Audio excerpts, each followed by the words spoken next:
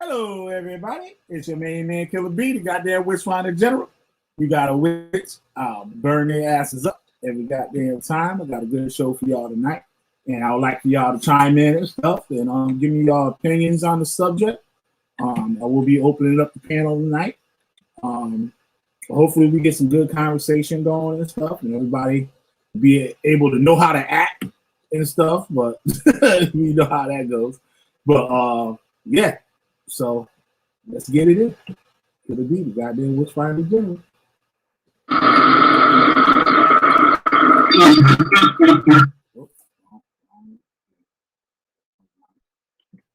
Man didn't humanity man portrayed on the screen so vividly that you flinch.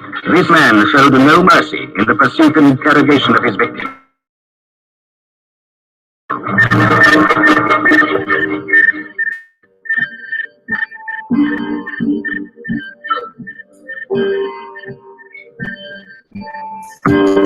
It's shining ain't easy. Fuck your trick lock. Get this one. Y'all can get your heads locked, spin away like prison. Intelligence agencies tracing. Seeing what I did lately, amazing. They not seeing all the sheep graceful. Flaming pins of Josh, get rocked. Mountaintops go fly. Right enough, fight enough. Yet I'm so nice with my exposed. Fuck y'all flow, costume shop roll. Catch info like a stroll. Feeling old, so grab the switch. I'm extol my hand on the sheet race. Since they can't ruin me, I'ma ruin them. That chopped off head will still spin. Burning witches in they sin. You can't lie, you can't die. I know what y'all said. Just as flesh decay, but eternally, I don't see it that way. Pave the road clear is what you said, but your cult gonna leave people dead. Claim God, but God don't know you. Watch your desires overthrow you. Man fall down, man go boom. Mask wearing like doom, all caps like y'all yelling. That's a rap, might as well be felon. Y'all words are leopards. On YouTube, acting precious. Mr. Nexus, feel the sun from the solar plexus. Take the breakfast, finding all those devices that detect us. Yo, show respect, cuz. What line of business, my dear? God's business. Witch finding. Witch finding. Oh, that's nice. Y'all be looking for that next buzz, or some buzz. Watch the general pull plugs. Internet warriors caught up in dark corridors. Fiction like Mordor. Should have stayed on the floor. Y'all know no origins. Laughing orphans, even though we got royal blood coursing. No more horsing. Real life's more important. Y'all speaking curses on yourself, claiming God and no one else. Flash you off the shelf. Burn your whole library. See them do it, look, y'all claim to learn, reading from the Jewish books. Y'all some cookie crooks, lips caught up with a hook. Spooky beats drive me wild. Get stabbed, my knife holding child. Old man, old style. Used to pull kelp out the Nile, and I did it with a smile. Fake bruise, smell vile. Rock like Hendrix at the aisle. After a while, see Egyptians on trial. Yeah, you, the one claiming brew. Unglued and unruly, expose their actions fully. Call me a bully, but that's fine. This is how you get bullied straight from the mind. Burning them. We cats out there, we have faith in y'all, have faith. They can read all this, they can do all this. Claiming they speaking languages, curses.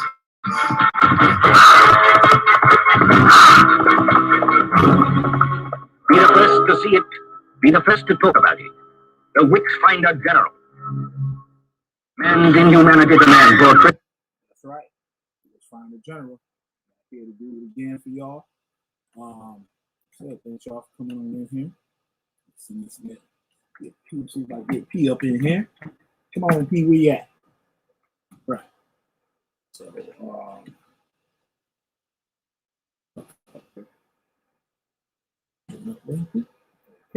right, let's get this show on the road. Got one person up in here. So tonight I'm gonna be talking about religious tolerance and religious pluralism. I know most of my viewers and stuff are a bunch of cult nutcases, and very few and stuff. People out the cold, some other stragglers and stuff here and there watching. If you enjoy yourself, make sure you hit that subscribe button so you be the first to know for the next video I drop. I know I'm gonna probably make some people mad. I'm gonna get some death threats, get some people cussing me out about some of the stuff I'll probably play or read tonight. But oh well. You got the information. You can do what you want with it. All right? So how about religious tolerance? I've been wanting to do this show originally. I got a buddy of mine that gave me a topic, so I don't want to do the show without him pressing on me. What's up, Myron? So, yeah, the show was like, what's the difference between a religion and a cult? He asked me, right? I said, that's a very good question. You got to come out here and we can talk about it, right? So, so he had to go. So I decided to do this, talking about religious tolerance. Are you willing to respect other religions, people of other religions? This great country we have here, America, we have freedom of religion. Some of the first places, the United States, to have religious tolerance is like Rhode Island. Rhode Island, I know Rhode Island was the first one. They didn't get our people asses about the religion. I don't know when Massachusetts came into play with that, because we had.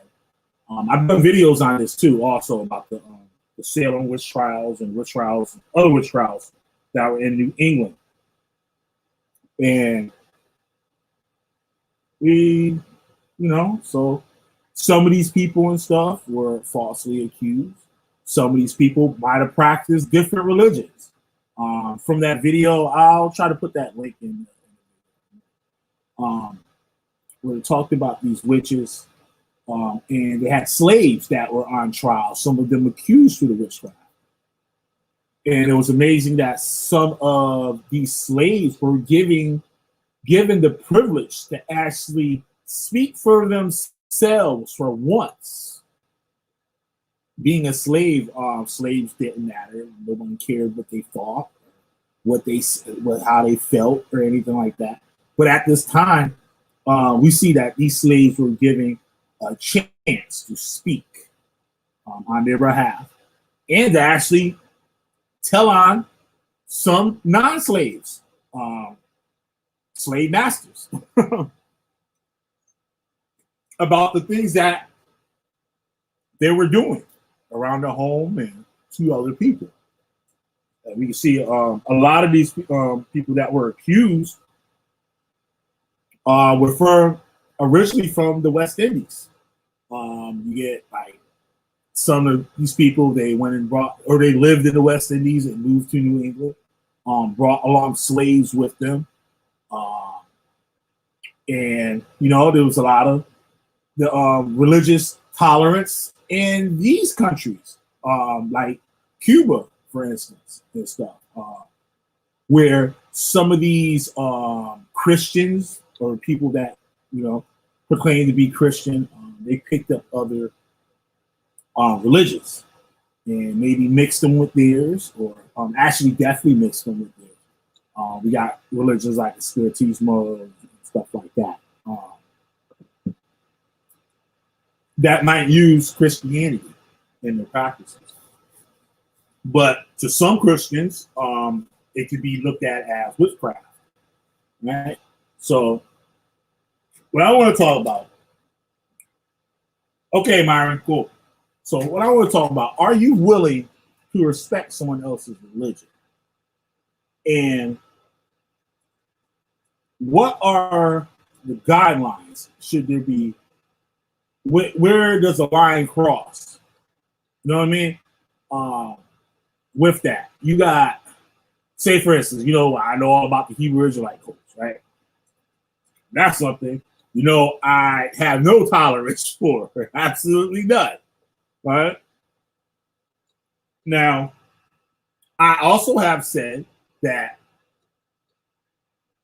I don't care if someone wants to practice Judaism, someone African American, uh, Hispanic or whatever, Native American, want to practice Judaism, right? I have no issue with that. The issue I had, especially the cults, what I'm speaking on, is the fact that they want to destroy all other religions, not because they don't want to join their religion, or it's more of their interpretation of other people. That's basically what I'm trying to say. And I believe that shouldn't be put on the board for being religiously tolerant, right? No religion or people, atheists or whatever, should have to be subject to a particular group or certain people and stuff to want to spread news or teachings that will lead to them dying or something uncivilized to happen to those people, right? And we see this in all religions. You can find this in Islam, most definitely. Me and Nagy Springfield did a stream last night on Nagy Springfield's channel. Make sure you go check out his channel to watch that stream, where he ran across a Islamic group that he felt that was pretty similar to the Israelite group cult that me and Nagy was in, right? But just dealt with Islam. So, and the things that they call for, the destruction of other people, the destruction for other civilizations and stuff like that. And I believe it's really disgusting because, you know, y'all believe in God. Some people believe in God, some people don't, right? But there's a whole bunch of people created on this earth, whether we evolved or some guy said poof and we was here, however you put it. There's other people on this earth. And I don't know one particular group of people, culture, or anything like that, that deserves to be written off the face of the earth.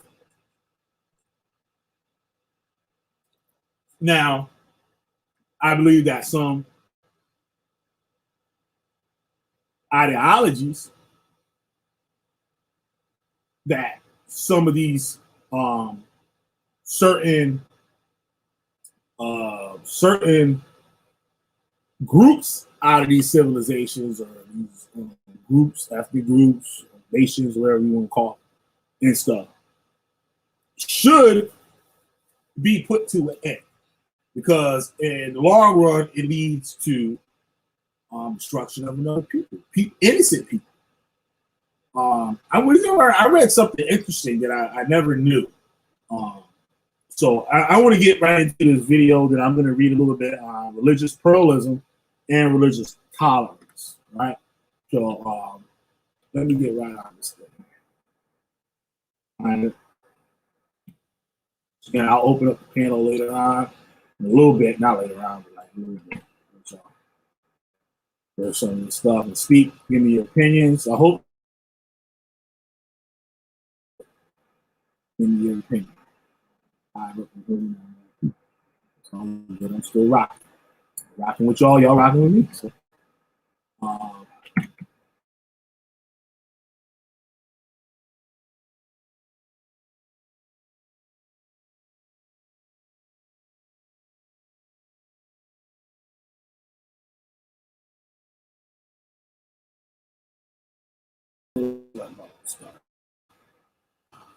one second. We talk about tolerance. There's something standoffish about tolerance. Tolerance means that you tolerate people. And that's Let okay. me know if That's I can't good. hear the screen. But there's a difference between tolerance and pluralism. There's a difference here.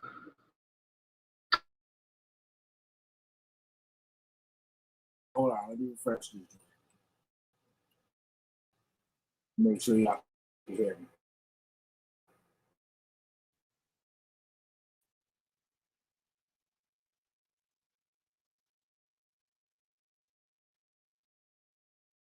That I will let you be you, and I will respect.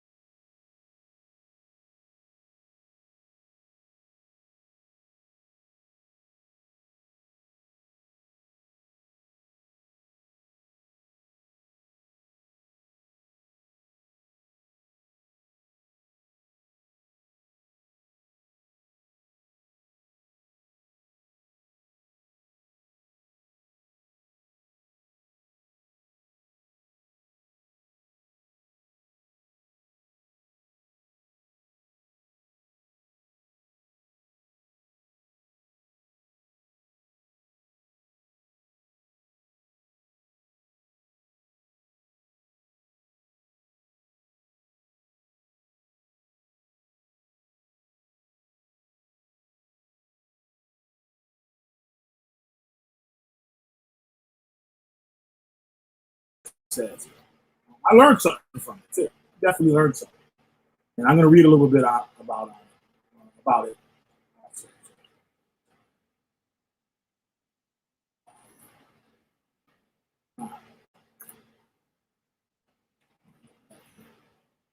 right.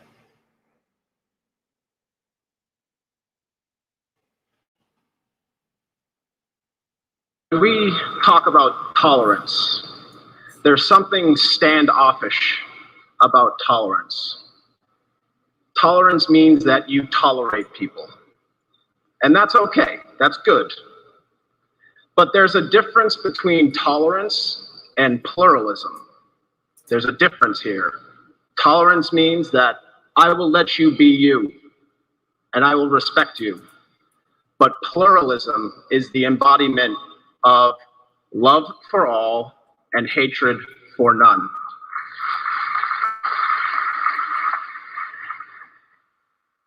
There's a scholar at Harvard University. She runs the Pluralism Project, and her name is Diana Eck. And she distinguishes tolerance from pluralism.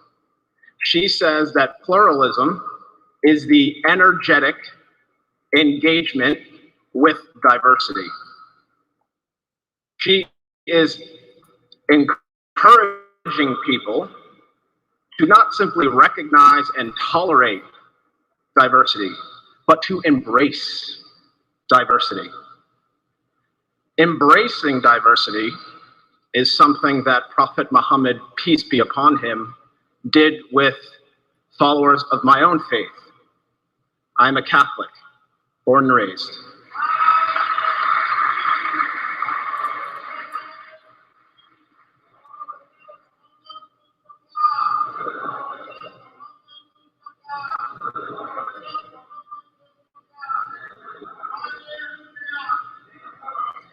Prophet Muhammad put pluralism into practice when the Christians of Najran, modern day Yemen, which was an event that was noted by another one of our distinguished guests this evening, when it came time for the Christians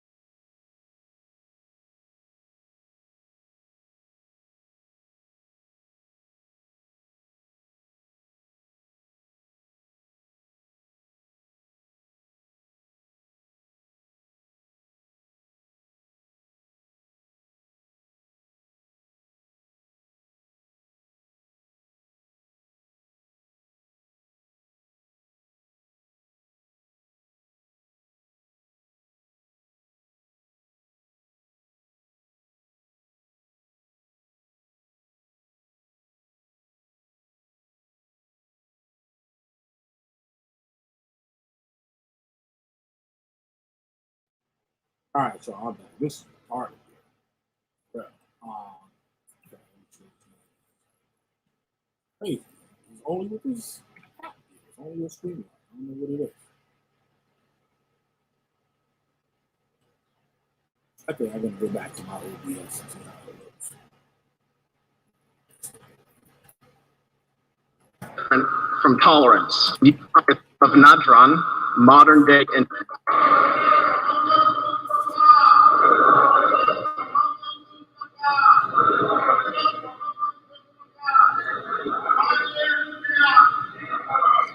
Prophet Muhammad put pluralism into practice when the Christians of Nadran, modern day. Listen up, Muslims. Listen up, all you crazy Muslims, all the crazy ones. Yemen, which was an event that was noted by another one of our distinguished guests this evening. When it came time for the Christians to pray, a few of the delegates started exiting the building. And Prophet Muhammad said to them, "Don't go, don't leave. Come back, come in, use my space." That is different from tolerance. It is energetically engaging with a different religious tradition.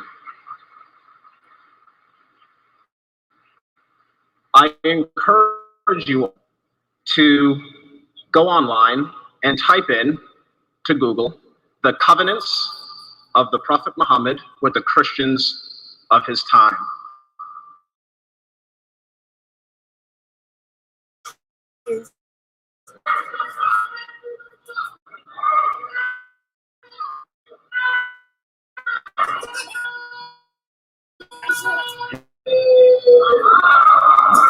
Amen. Now, these documents are in effect treaties, agreements that Prophet Muhammad, peace be upon him, entered with Christian communities in his midst. These are extraordinary documents, and he went beyond tolerance. He wasn't just commanding Muslims to respect Christians, to not interfere with their current affairs. He was saying something totally different. He said, this is one thing I did know before I quote that, I don't know how true it is, I heard this a long time ago, that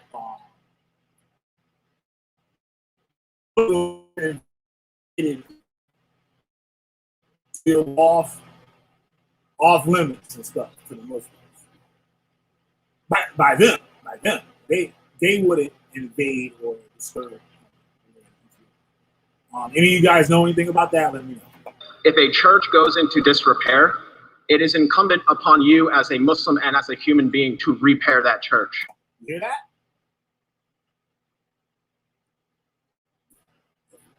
Church need repairs.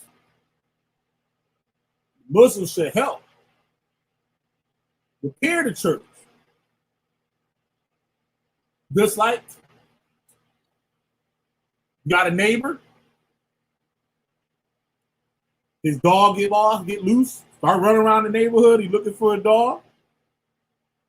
Just because you don't like dogs and you hate his dog and his dog sometimes be pooping on your lawn, should you not go and help him find his dog? It's like the scriptures are saying, when a man ox fall in the ditch on the Sabbath, shouldn't you go help him?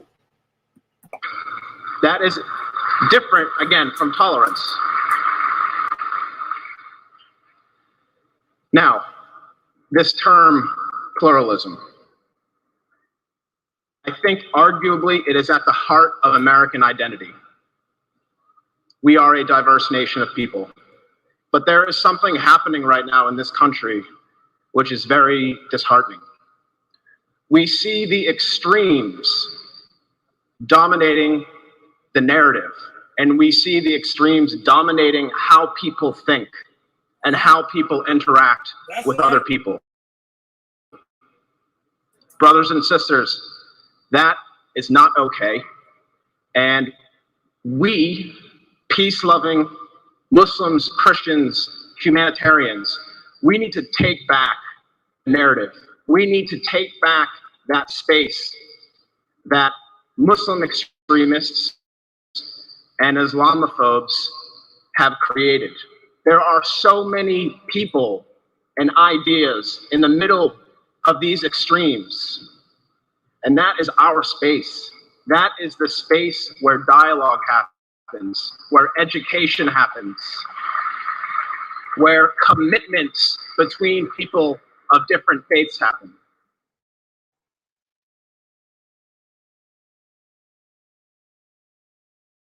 All right. Let's get to another.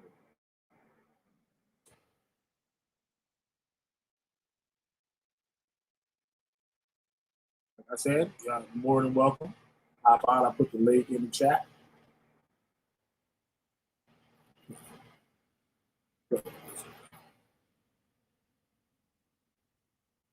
Sure.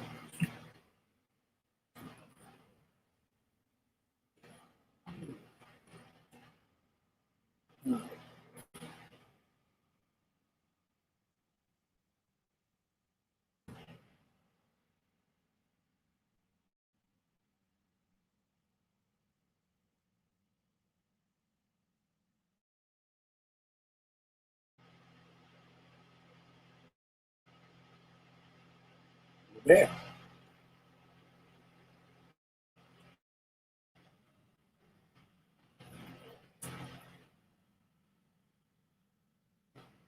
Okay. Gotta be ready. Be ready. Okay.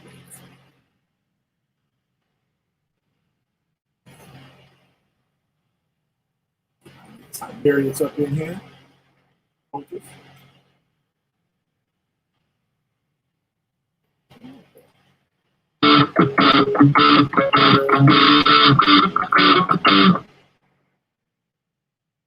So yesterday I was called intolerant twice. I think that's a record for me. I mean, intolerant because I present some opinions, some beliefs that I hold true. Yes, I have an exclusive position on some truth claims with respect to religion, the meaning of life, things like that. But I was called intolerant. Why was I called intolerant? I tolerate others. I put up with. Isn't that the definition of tolerance? So I went to Webster because I just wanted to make sure that I was on a real plane here. And Webster tells me that tolerance is to recognize and respect others' beliefs, practices, etc., without sharing them. Indeed, to put up with. Tolerance in no way requires acceptance.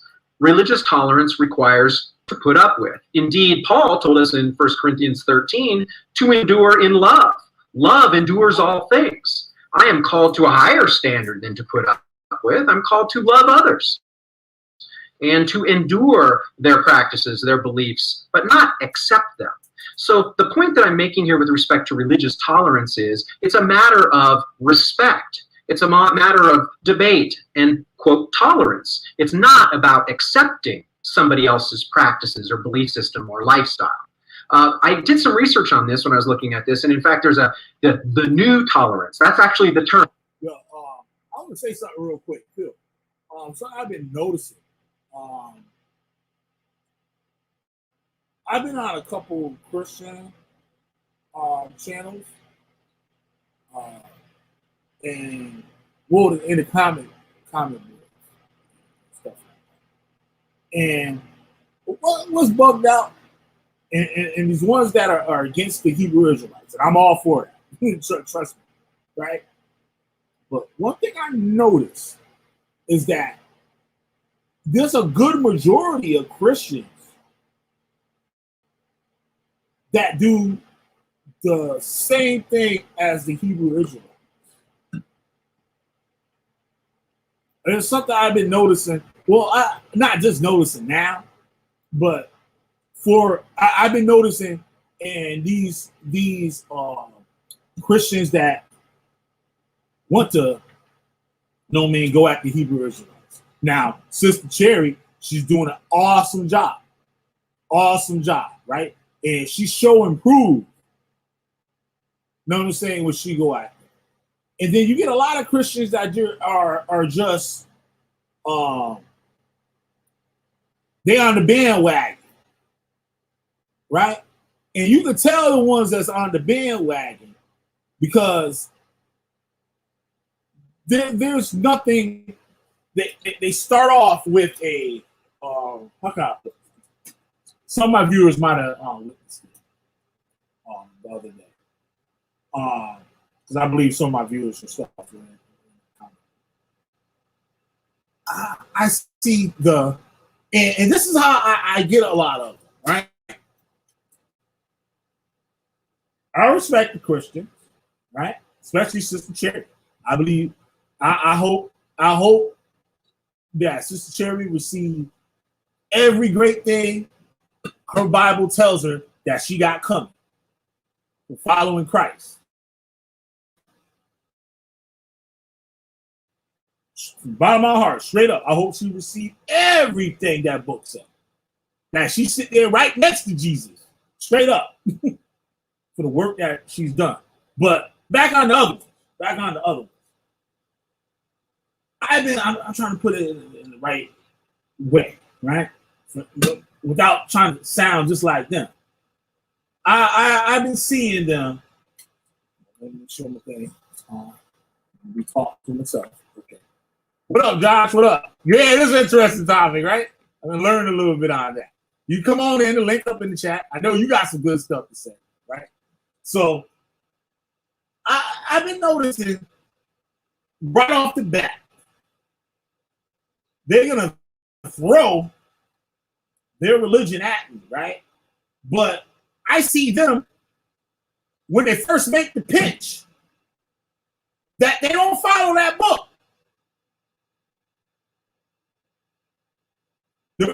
So it makes me think, what is the reason that they're Christian? I see the same thing the Hebrew Israelites do. They're in false witness. You should be very, very, very, very, very, very careful. Right? God hates somebody that bears false witness. Hates you. Said he hates it. And the first thing out your mouth, without knowing anything, what this person's dealing with, who this person is, all you know, you with Jesus, but is Jesus with you?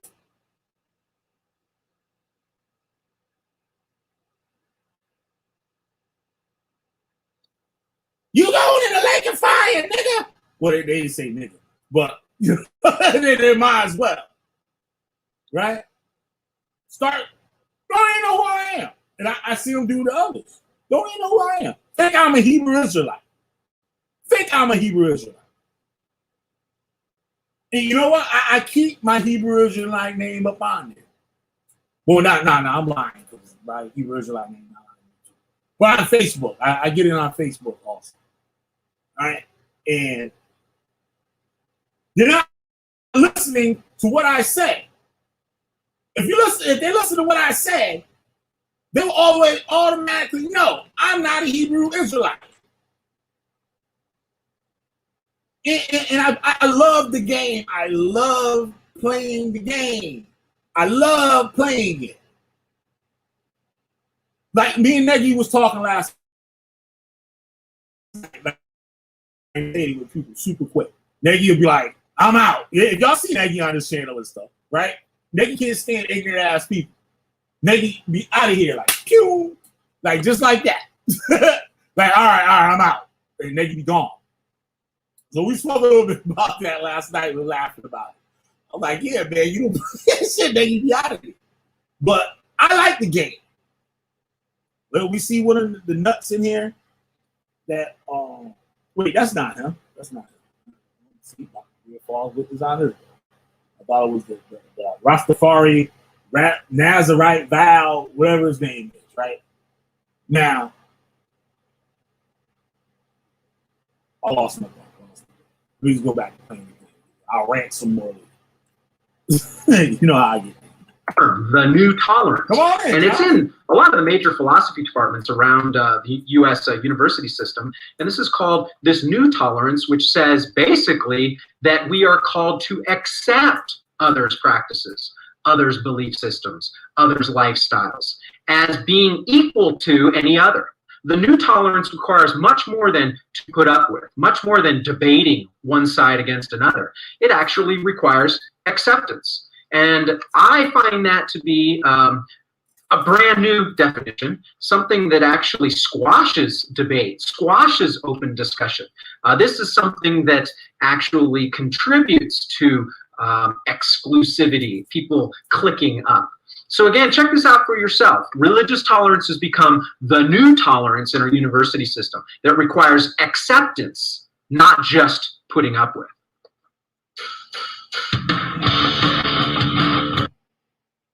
Good things he said. Let's go.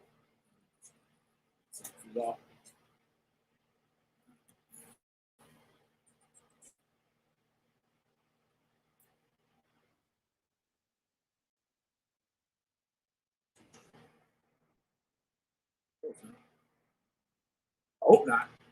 Y'all hear me good? The one person that's up in the room? Y'all hear me? That's what I want.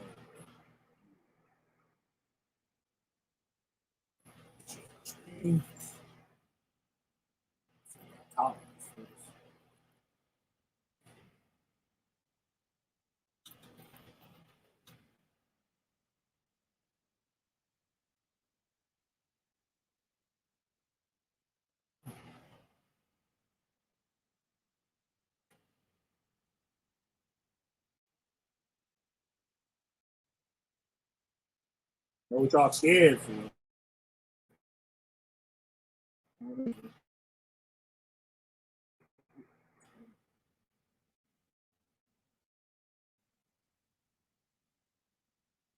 Yeah, right here. I'm gonna get this one. No. This one.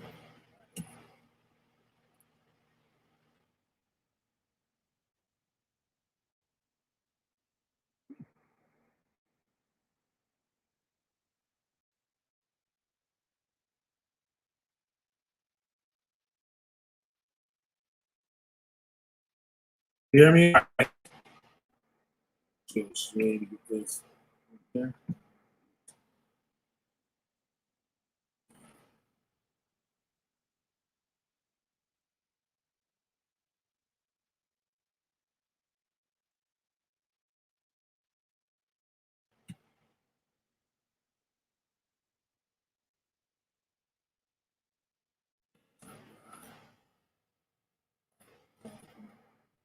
Who's in this? I can come back. Come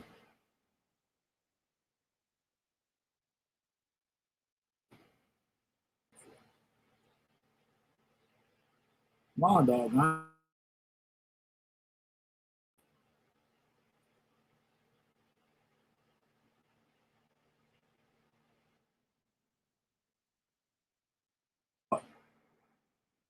Hey, what you do?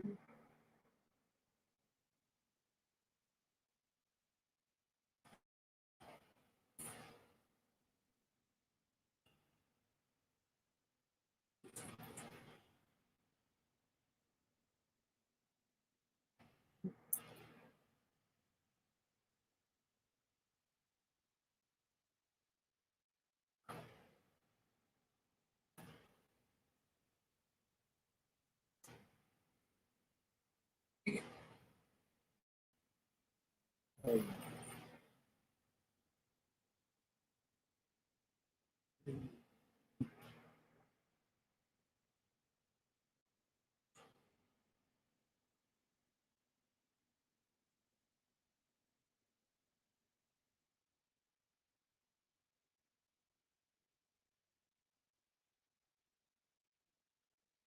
All right. Religious toleration. People allowing other people to think or practice other religions and beliefs in a country with a state religion to tolerism to Toleration means that the government allows other religions to be there. Many countries in past centuries allowed other religions, but only in privacy. This has become rare. Others allow public religion, but practice religious discrimination in other ways. It allowed to follow in practice.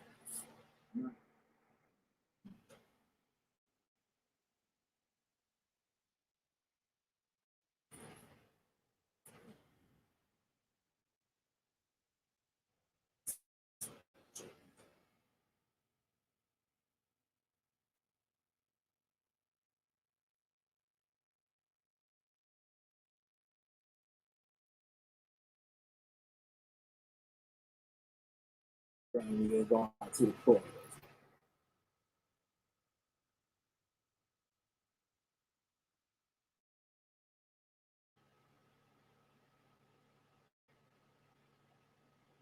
Nope, I'm just going to jump right in the court.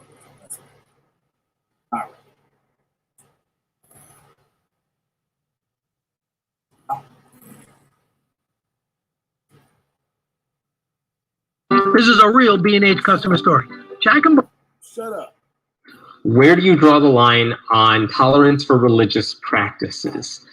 I don't actually have a problem if people say they believe in God and it guides them through their lives, and that's the end of it. My parents are that way, and I don't really care. I think they're wrong, but whatever. I don't really bother them about it. They don't bother me about it. It's all good.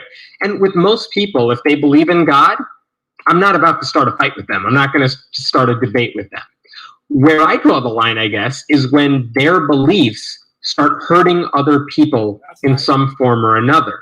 Sometimes it's physical pain. So we've heard stories about parents who are Christian Science practitioners who say, you know, if my child is sick, I'm not going to take him to the doctor. I'm just going to pray for God to heal them.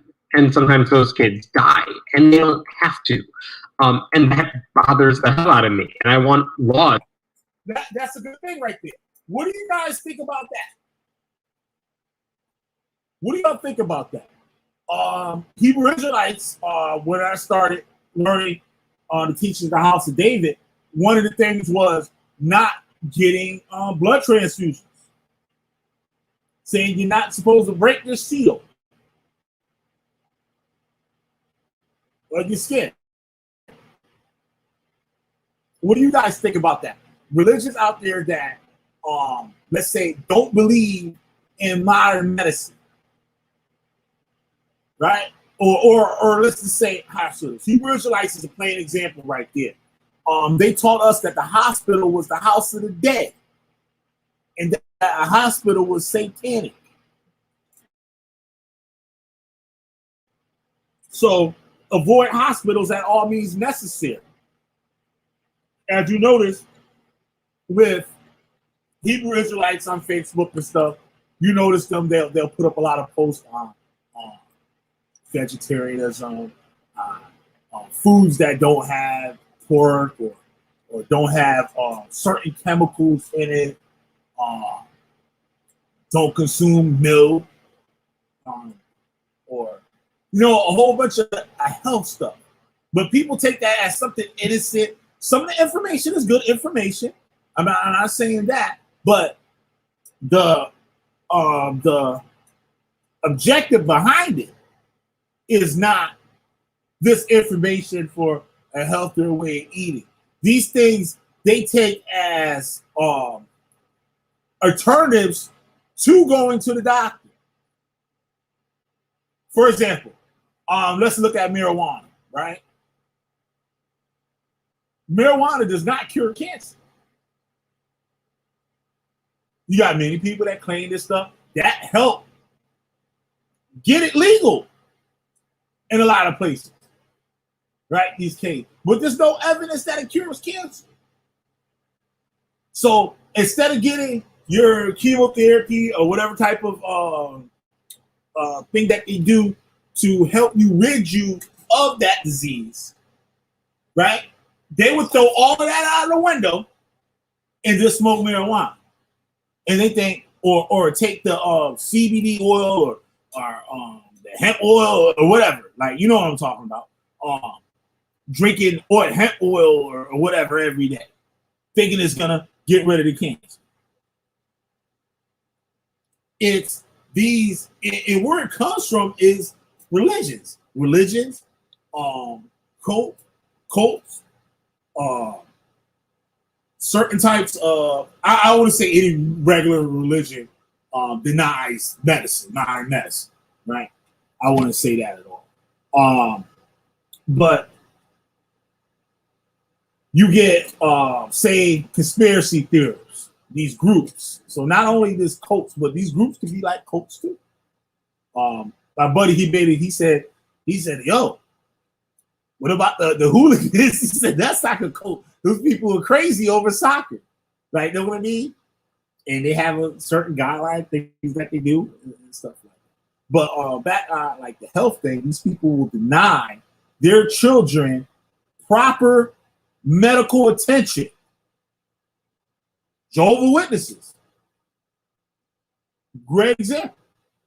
No blood transfusion. What if somebody in a car accident and you lose all this blood? They will rather have the child die. They would rather have the child die than be treated to live.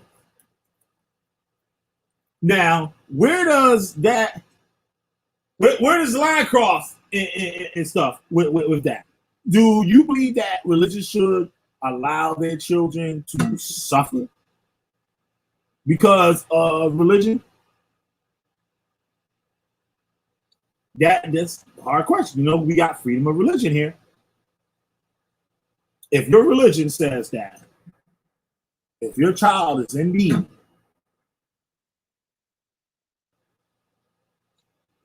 let your kid die rather than getting a treatment that allows them to live, because the treatment goes against their religion. For instance, just say there's some type of medicine that has pork in it, right? All they gotta do is give you that shot and you're cured. If not, you're gonna die. Then again, but I would say with adults, it should be granted. With adults, no matter how kooky and crazy it is, freedom of religion, you're a grown ass person. You make the decision for yourself. Because I know hospitals and stuff, they have to grant these things. Like someone has some disease and they don't want to be put on life support. They'll say, hey, if this thing happens again, do not put me on life support, let me die. In a hospital grants? What about that with children? So now we get in an issue with, say, like abortion, right? Some people believe in freedom of choice. So should a child be aborted just because the parent doesn't want that child to live? Because we're talking about another individual that can't speak for themselves, that can't make proper decisions, right? For example, there's a TV show called The Good Doctor. I don't know if you guys, I don't watch TV and stuff. I go on Cody and stuff to watch some TV shows that might look interesting, right? But it's about a surgeon and stuff that has autism, right? And it's a great show. You guys should check it out. Now, there was one episode where there was a girl that was a gymnast or something like that, and she had some ailment, and if she take this surgery, she won't be allowed. It would take away her like sport that she loves, right? So the father wanted her to get the surgery. He can't risk losing her, right? So the girl decides, I want to get emancipated from you. I believe that's what you call it, when a child could go to the government and say, I don't want these mothers to be my parents. No, because I know a few kids that got that when I was in high school. They're emancipated from their parents. So they're on their own. I believe that's how that works. And now the girl got it. And now it's time for her to make the decision. But then the doctor's going to tell her all the repercussions, all the other things, and it scared her. So now she don't know. She confused. She don't know what decision to make. But she can't take nobody's advice because now the decision is on her. The decision is on her. So she had a change of heart. Now she want to listen to daddy. The shit done scared her. Know what I mean? So you get the same thing with an infant. They don't have any say in any of this stuff. Know what I mean? The baby might not be born, but still, it has a heart. It's beating. I'm not trying to push abortion rights or against abortion. I'm not doing nothing. I'm just talking, right? Y'all want to talk about it? Hit that damn link. All right, it's in the chat, right? So where does that should society intervene? Right? What society should do about that? Should we allow people to do that to their children? In the Bible times, you had people sacrificing their children to Molech. Right? Now, freedom of religion. When somebody want to celebrate, practice the religion of the deity, worshiping the deity Molech, should we allow them to burn their kids up in fire to sacrifice them? That's their religion. But does that harm someone that can't? Well, in that case, it's somebody that can't speak for themselves. You know what I'm saying? The child will say, "We'll sacrifice me then. We'll sacrifice me." Right? But the child is a child. We all know children can't make great decisions. They make good decisions sometimes, right? The majority of the time, they don't understand enough or have the wisdom to make the right decision. Whether that right decision is in their favor or whatever, right? Now, let me put this thing. To like punish those parents who do that. That's sick. I'm not going to take them to the doctor. I'm just going to pray for God to heal them. And sometimes those kids die, and they don't have to. And that bothers the hell out of me. And I want laws to like punish those parents who do that. That's unacceptable to me.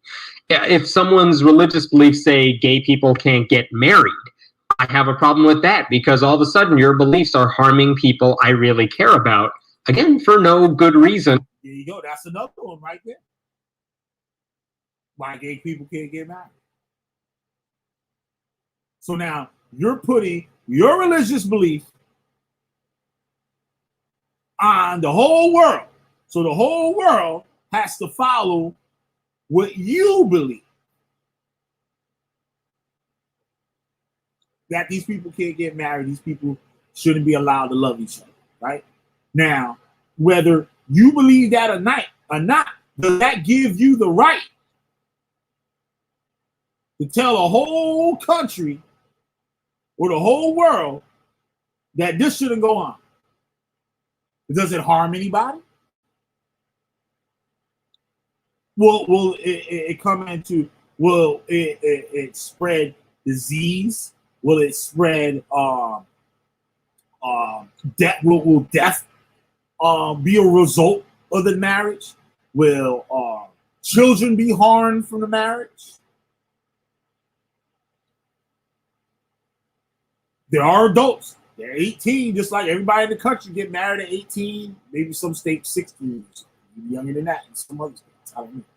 But should people, like, don't agree with it, but should you have a say in what two grown people do? if it's not hurting anybody.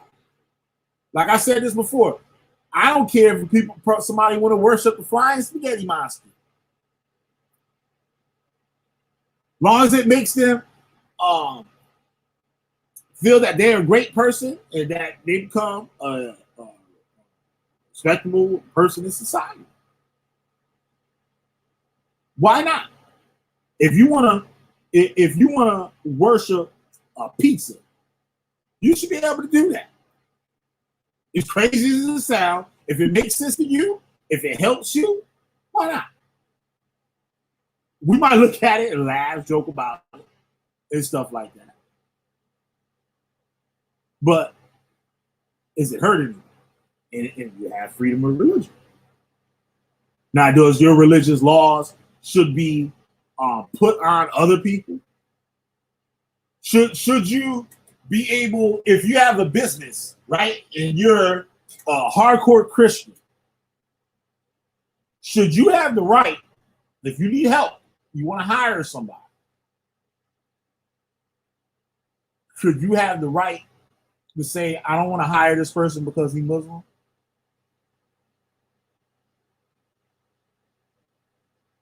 I see some disgusting stuff the other day. I was at a gas station and so in the afternoon, and I guess it was time for the gas station attendant to make his prayers, right? He's Muslim, right?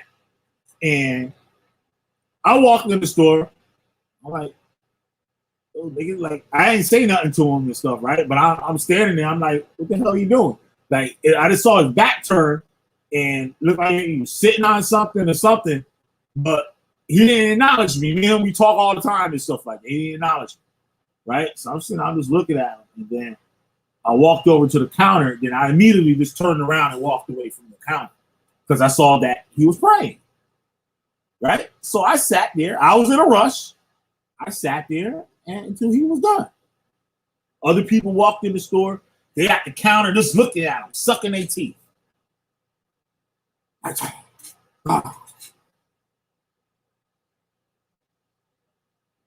It was very disgusting. Let me play this thing. This guy has some good stuff to say. And other than your holy book said so, I don't think that's a good reason for that. Sometimes we're talking free speech too. If their religious beliefs say, I can't do something, for example, draw Muhammad, even in a polite, respectful sort of way, that's a problem to me. If you have your religious beliefs and you live your life according to those beliefs, all right, fine. But the second your religious beliefs have an impact on the rest of the world in a really bad way, and that tends to be how we see a lot of religious beliefs play out. We can talk about charity and the goodness that religion makes you act like, whatever that is. We could talk about that a long time. But in a lot of cases, religious beliefs cause people to do really bad things. And I'm not talking even the extremes like Westboro Baptist Church or terrorist organizations, but even simple things like, you can't have birth control because I don't understand how abortion works. That to me is intolerable, and that's what I want to fight against. That's where I spend a bulk of my time arguing and debating and talking about. And, there's a lot of religious people who tend to agree with me on those ideas. They don't want to see their faith used for social reasons or political reasons. They believe in God and they want to act according to, whatever Jesus would do. All right, fine. I still think you're wrong, but I'm glad that works for you. I don't really care to debate you on that. Or at least that's not the primary thing I want to argue you about. So, if you have your beliefs and they're not hurting other people, awesome. There are plenty of people whose religious beliefs are hurting other people. That's where I'm going to focus. And then, once we deal with that, maybe then I'll be more interested in having the debate over who's right and who's wrong. My name is Hemans Mehta. I write at friendlyatheist.com, and we hope to see your... Wait, now that's the atheist talk.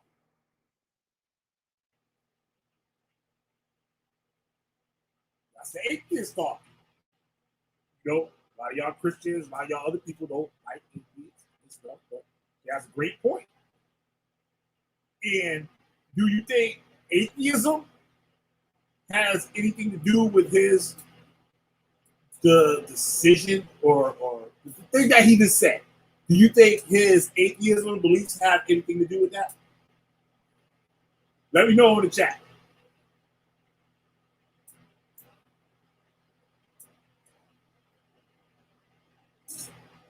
Because I know some wild ass atheists.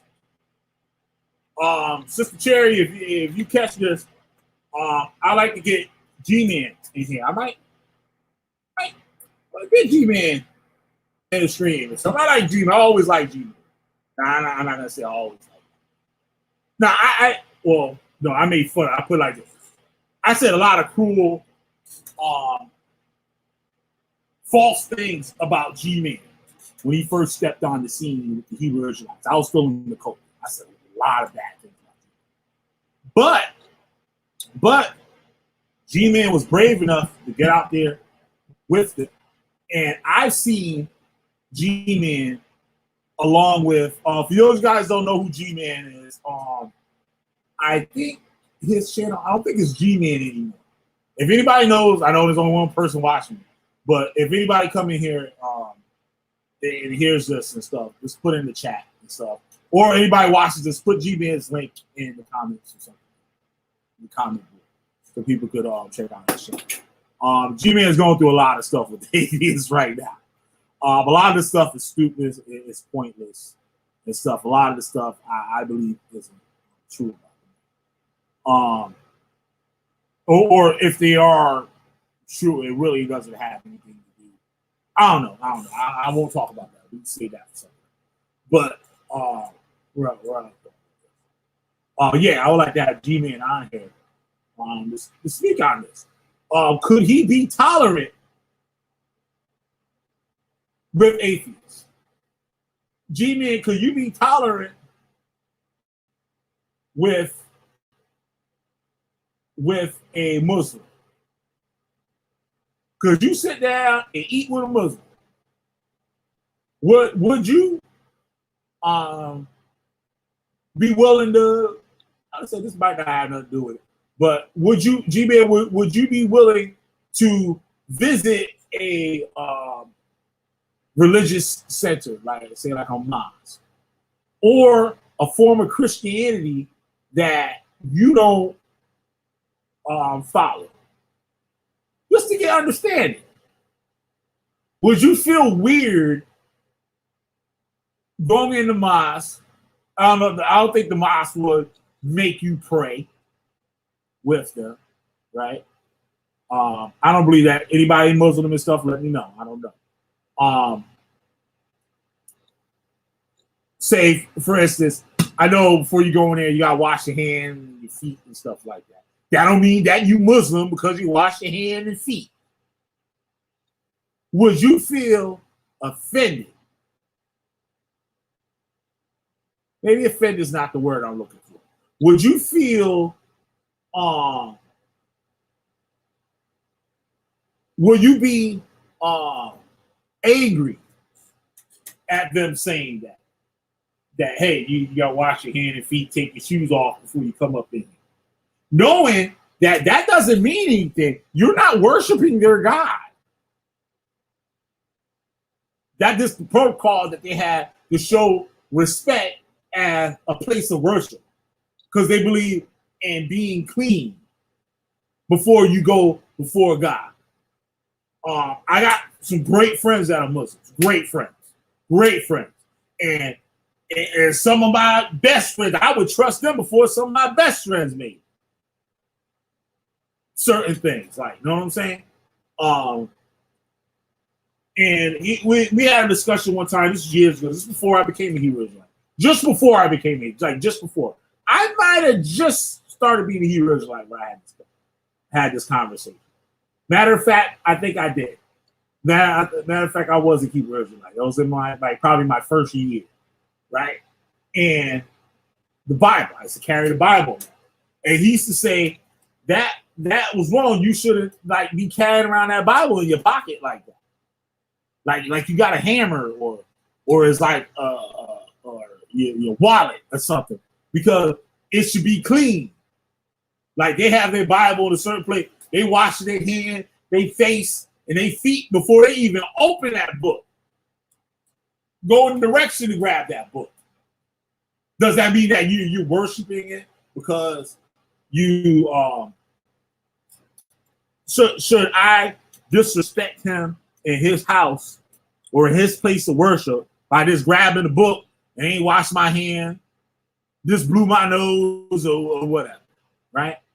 I would say that's something that I would say it would be wrong for them to say, hey, you're going to have to bow down to my God before you can come up with it. Maybe that might be something wrong. Then that person can make the choice not to go in. I don't know. That's why I wanted us to have a discussion, but obviously I only got one person watching me, so this ain't going to be much of a discussion. This be ranting and shit like that, which I'm used to doing anyway, all by myself. So I was going to continue ranting until somebody would hit that list. But it's interesting. It's very and before it's crazy. What the cult did was kept me away from a lot of to being to know stuff like religious tolerance, religious pluralism. I never even heard of that, and until I think it was today or last night or something like that. I never came across that. Like now, my way of thinking out of the cult, and that's what attracted me to the subject, because I'm starting to think that way. Like y'all heard me say it before. I don't care what you worship. If that's for you, that's for you. I can't tell you to follow this. I can't tell you that you got to have a spiritual altar, ancestor altar in your house, which a lot of Christians do when they don't even know it. Orange box sneakers, if you have to hear this, I know you ain't know me. But orange box sneakers, I want you to come on too. That night when you put your email in there, I forgot to copy it, so I lost it. So you gotta hear this copy something. You can send me the message through my YouTube thing. I think you go to the About thing or something like that. And you can send me the message and put your email. I do videos on Follow Me On Day, right? I think it's an awesome religion. Awesome. Some people, that shit, straight goddamn Satan, motherfucker. Like straight red hot poker. Satan. Devil worship. God almighty, hounds, flaming hellhounds and shit chasing your ass. Evil, demon, wicked, darkness. Throw a whole tanker full of holy water on them niggas. Like, know what I'm saying? That's how some people would think. Like, I used to think like that until I really wanted to know about it. So I put down all my fear of it and dove head first in it, and I was like, wow, this is very interesting. And it was developed by other religions into one, where I wouldn't even say by choice. And I don't believe it crossed any of the barriers of the individual religions that was involved with creating. I might be going a little off topic, but I'm just saying how this is interesting. If you guys, I know some of y'all scary and shit. I got like 5, 6 maybe videos on Follow Me On Day. You look in the lessons playlist, they'll be in there. And I talk about the history, how it was developed and stuff. One of the information I'll use kind of iffy, but I read it anyway because it was interesting. But I go into a lot of the history, and it showed how the Africans, when they were taking as slaves from the Congo in the beginning of the slave trade, and brought to Cuba, right? Those say they landed in Cuba before they came to the Americas, right? Before they went anywhere else, it was in Cuba. And they still had their religion, right? But they didn't have their religious tools. They didn't have their religious yeah, the religious tools, the things to practice their religion, right? Say just like for the Catholics, right? I don't really know nothing about Catholics. I want to learn about Catholics, right? One of my neighbors just became a Catholic priest, and say the Catholics, right? They might need the cup. I'm just saying, 'cause I don't know anything about Catholics. So y'all can explain it. One of y'all Catholics or something. Y'all playing the comic book, please. Definitely read it. Thank you guys. Please just don't call me angry because I've been in the cult for 22 years. So. And anything like that, I had no interest in. It was just wicked, just to beat on it and all that other stuff, right? So please forgive me for that. That's just one of the things that happens when you're in the cult. Now, say you got to have your cross, you got to have your cup, you know what I mean, cup or whatever. You got to have your wafers and do your communion and all that stuff. You got to have all that stuff, right? And now the slaves come to America, they don't have that. But then you have the Native Americans, Native Americans that were already there, that practice religions that was somewhat probably similar. And when they got there, you know, they intermingled, where they weren't allowed to sit amongst the white people, the slave captives. They was able to sit amongst the Native Americans, right? So the Native Americans practiced their religion, what the Christians probably call necromancy. They'll have the ancestor bones.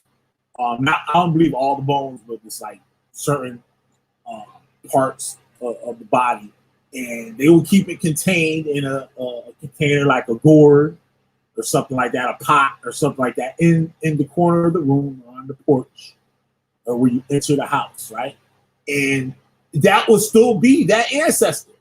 Say your grandmother, right? You got your grandmother finger maybe in the gourd, right? Amongst mixed with other things, right? And you give offerings to that when you need decisions made in the family. That's how you would go to that woman when she was alive.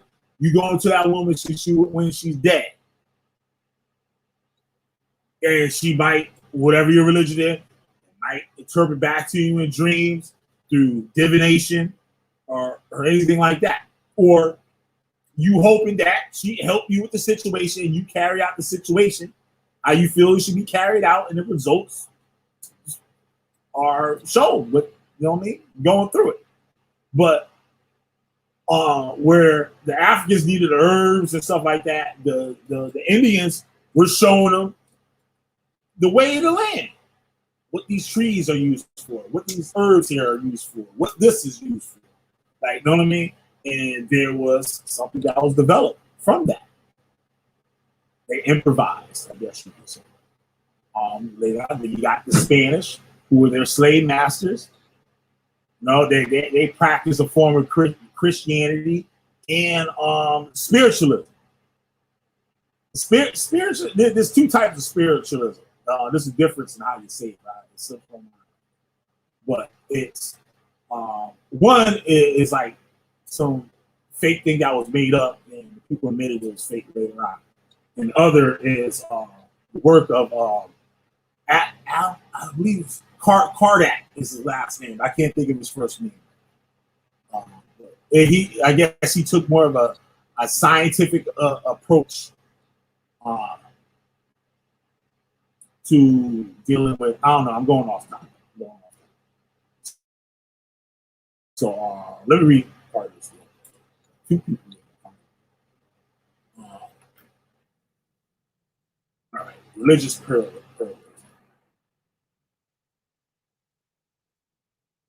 This is interesting. Some of the stuff here, very interesting. Make sure y'all two people in here hit that like button. Gosh, you still with me?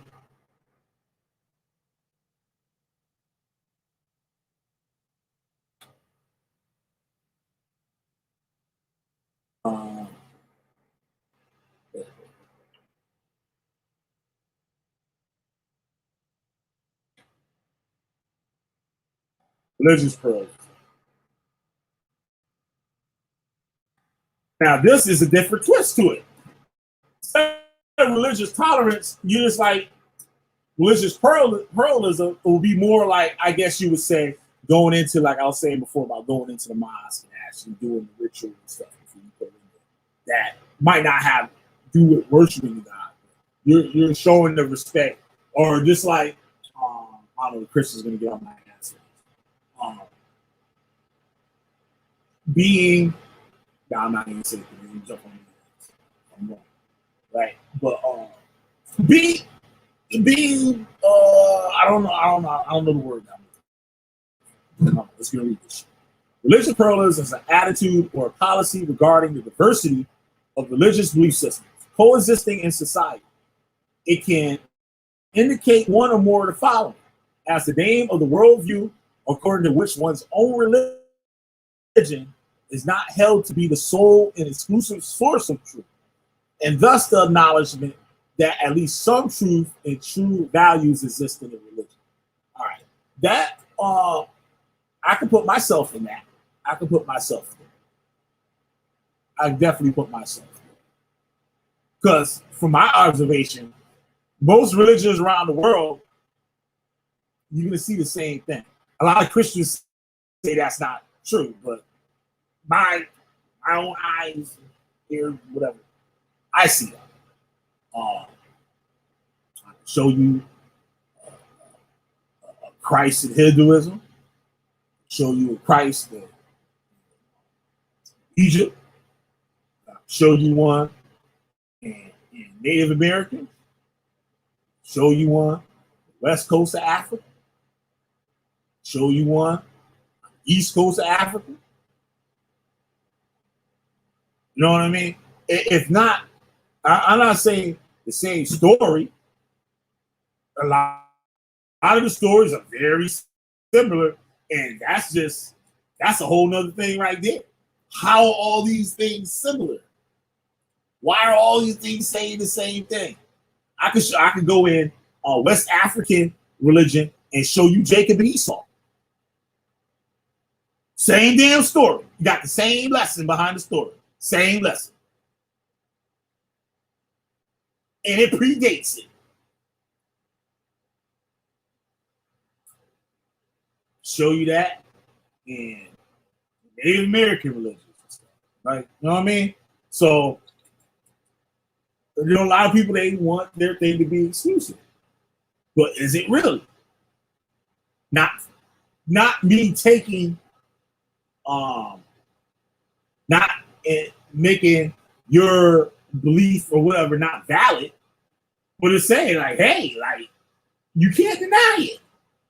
You can do all types of tricky, fancy things to make the difference, which I've seen people do.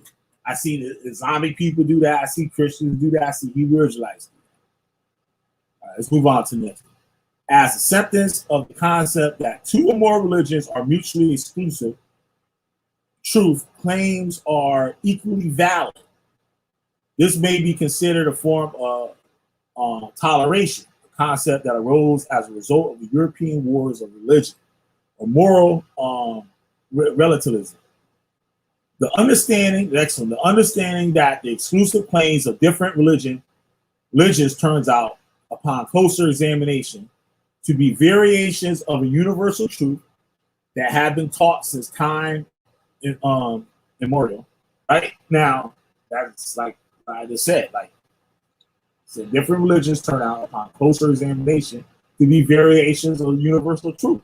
Like, they teach you to be a good person. If you born not to steal or not have nothing stolen from you, you born with that. You born with don't kill, like those basic laws that you see in the Bible. You born with those. You a little baby and you got your rattle, and somebody take your rattle out your hand, you're gonna be mad as a mother. You be cussing. They might not know you're cussing, but you're gonna be cussing in your baby talk. Give me my damn rattle. And next time you might do it, the baby will fight you for it. Now you can't just take it out of his hand. You already know you're trying to do something.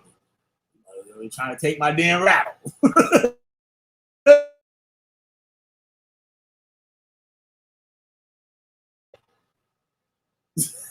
I'm saying they gave it to me. It's mine. Right? Sometimes as a synonym, how you say that word? Ecumenism? Ecumenism? Ecumenism? I don't know that. Let's see. Let's get ignorant.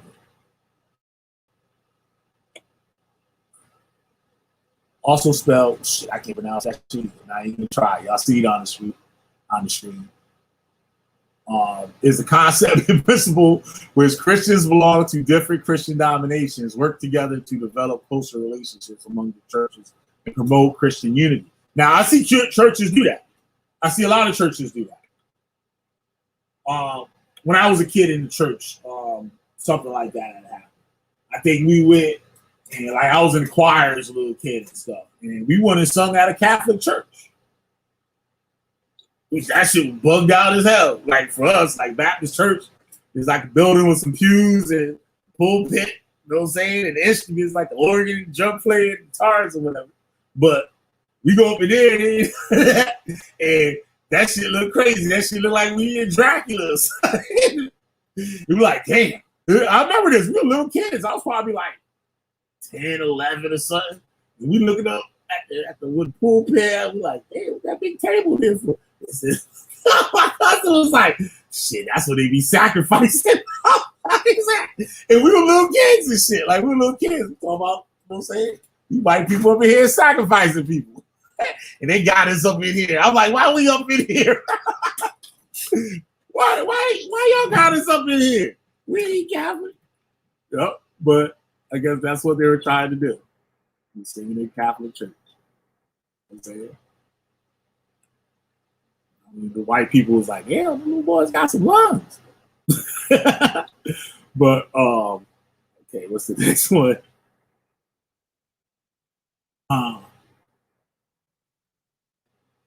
Sometimes as a symbol of ecumenism, whatever. The promotion of some level of unity, cooperation, and improved understanding between different religions or different denominations within the same religion.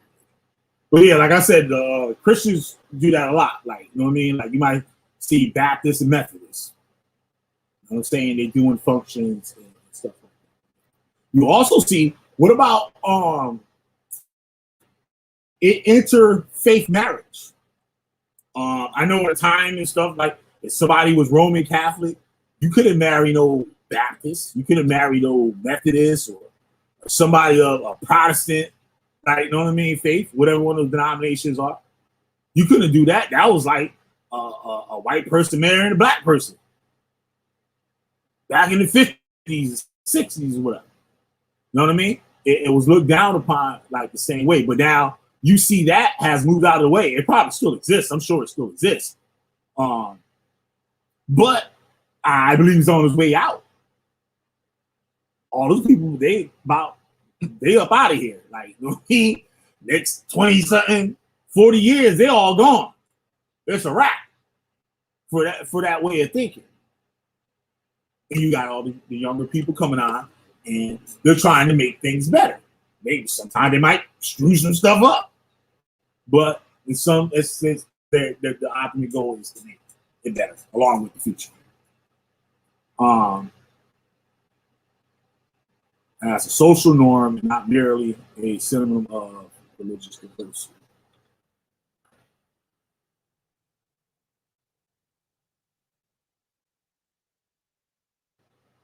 All right, religious pluralism. To paraphrase the title of recent academic work, goes on mere toleration.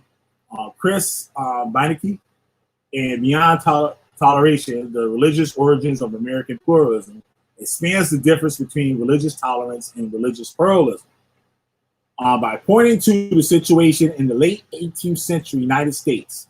By the 1730s, in most colonies, religious minorities had obtained what contemporaries call religious toleration.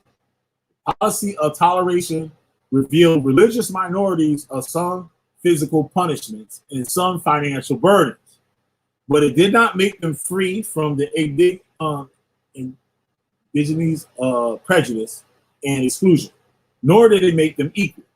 Those tolerated could be barred from civil offices, military positions, and university posts. In short, religious toleration is only the absence of religious persecution. It does not necessarily preclude religious discrimination. However, in the following decades, something extraordinary happened in the 13 colonies.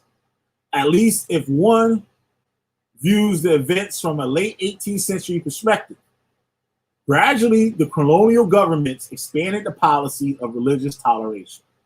But then, between the 1760s and the 1780s, they replaced it with something that is usually called religious liberty. Mark Silka, in Defining Religious Pluralism in America, a regional analysis states that religious pluralism enables a country made up of people of different faiths to exist without sectarian warfare or the persecution of religious minorities. Understood differently in different time and places, it is a cultural construct that embodies some shared conception of how a country's various religious communities relate to each other and to the larger nation whole. Religious pluralism can be defined as respecting the otherness of others. Freedom of religions encompasses all religions acting within the law in a particular region. Exclusivist religions teach that theirs is the only way to salvation, right? This exclusive, exclusive, I can't say it. Y'all can read it. Religions teach that theirs is the only way to salvation and to religious truth.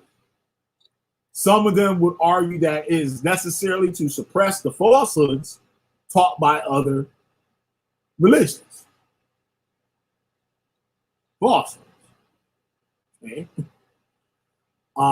Some Protestant sects argue fiercely against Roman Catholicism. That's what he's talking about. And fundamentalist Christians of all kinds teach that religious practices like those of paganism and witchcraft are damn, I can't read nothing tonight. Damn. Hell, fucking big ass words and shit. Fuck. How the hell you say this shit?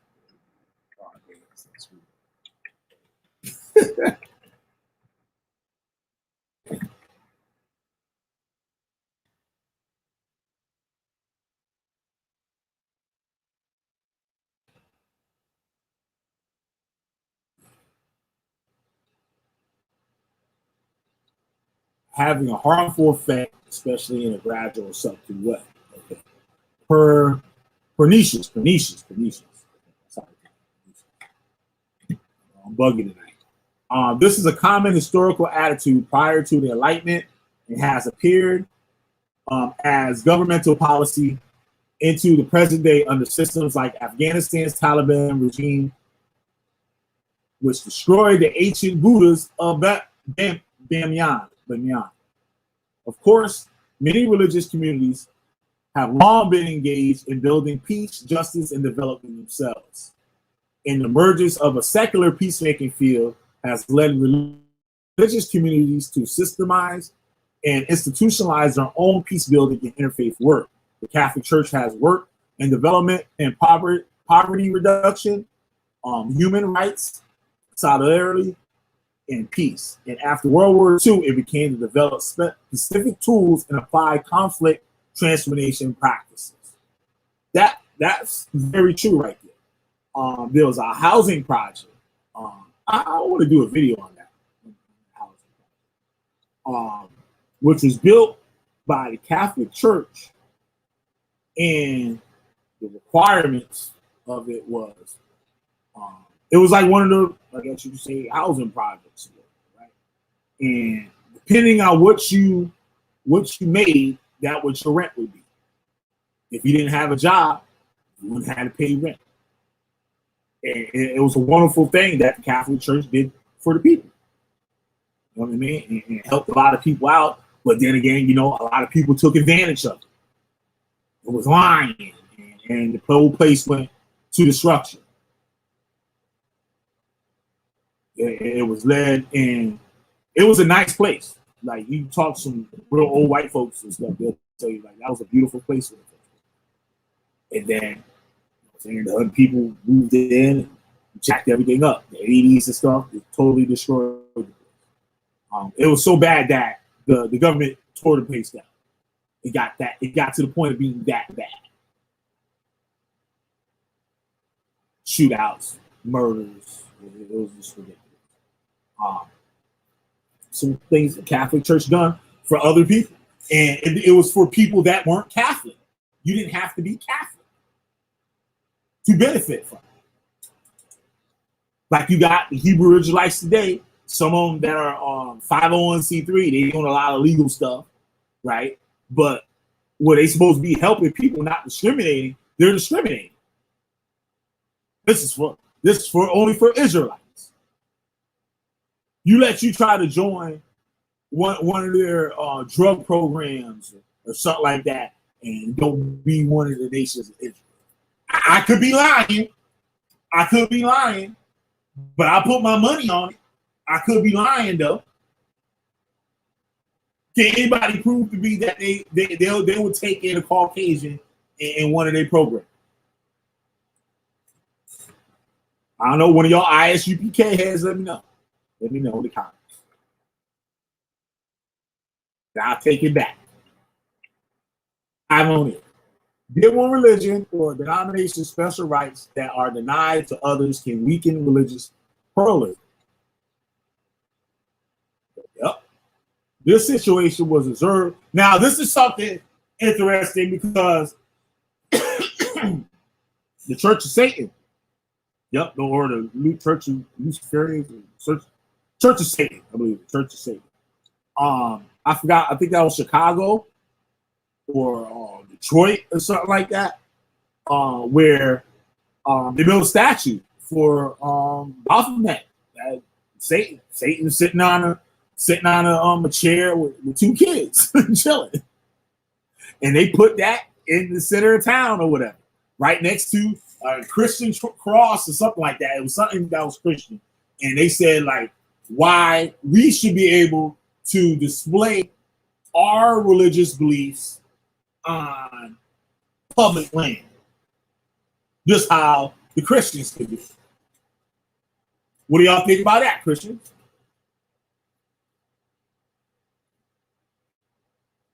What do y'all think about that, Muslims?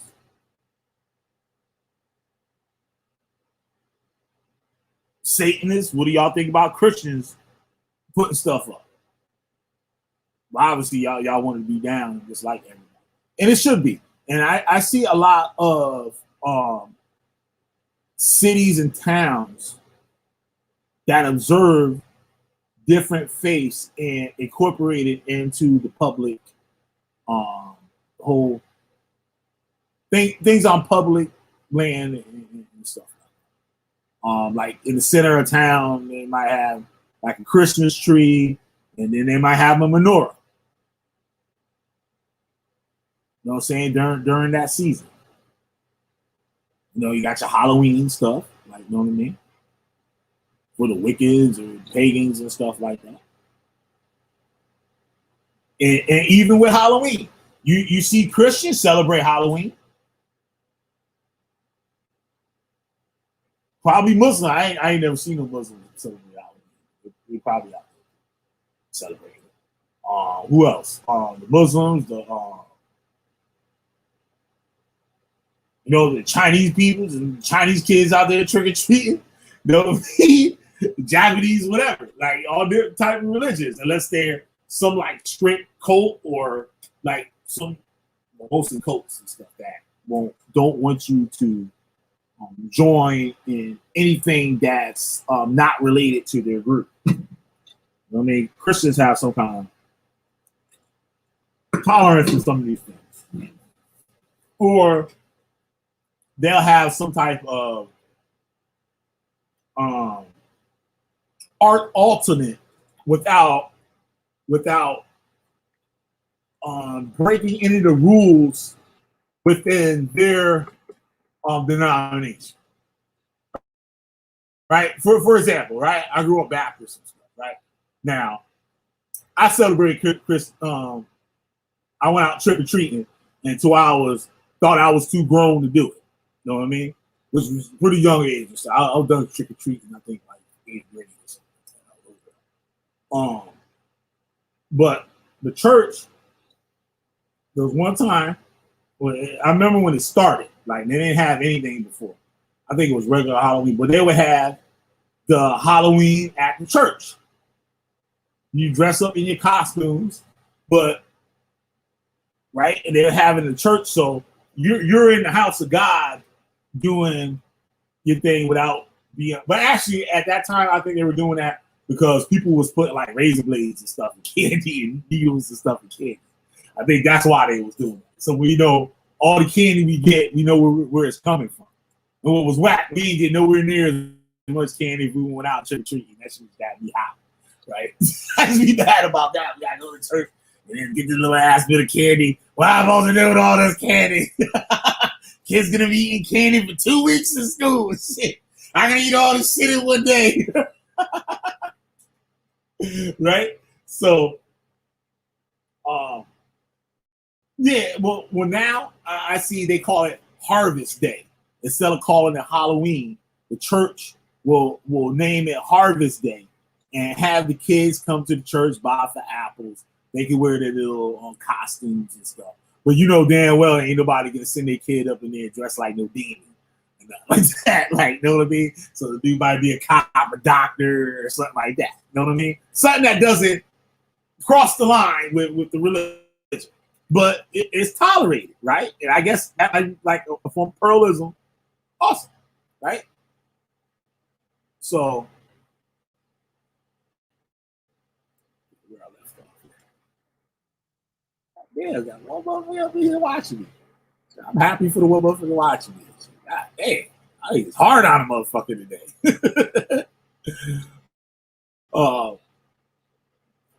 Situation was observed. Okay, I read it. This situation was observed in Europe through the Lateran Treaty and the Church of England. In modern era, many Islamic countries have laws that criminalize the act of leaving Islam to become born in Muslim family, forbid entry to non-Muslims into mosques, and forbid construction of church, synagogue, or temples inside their countries. All right?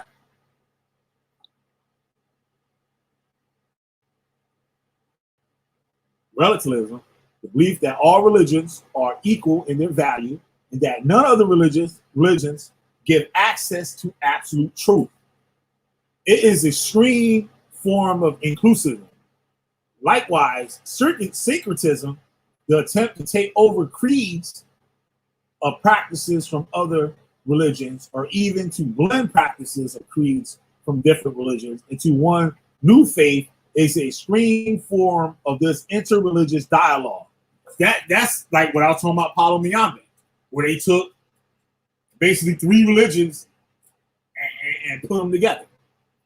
2 or 3 religions, right? Syncretism must not be confused with, there go that word again, ecumenism, the attempt to bring closer, eventually reunite different denominations into one religion that have a common origin, but were separated by a schism, right? Yeah, because syncretism is like, it's these things made into one, I'll say. They're like a group of religions made into one religion, but they have relations or whatever. They're related. Not related, but I guess you say related. I don't know. Move on.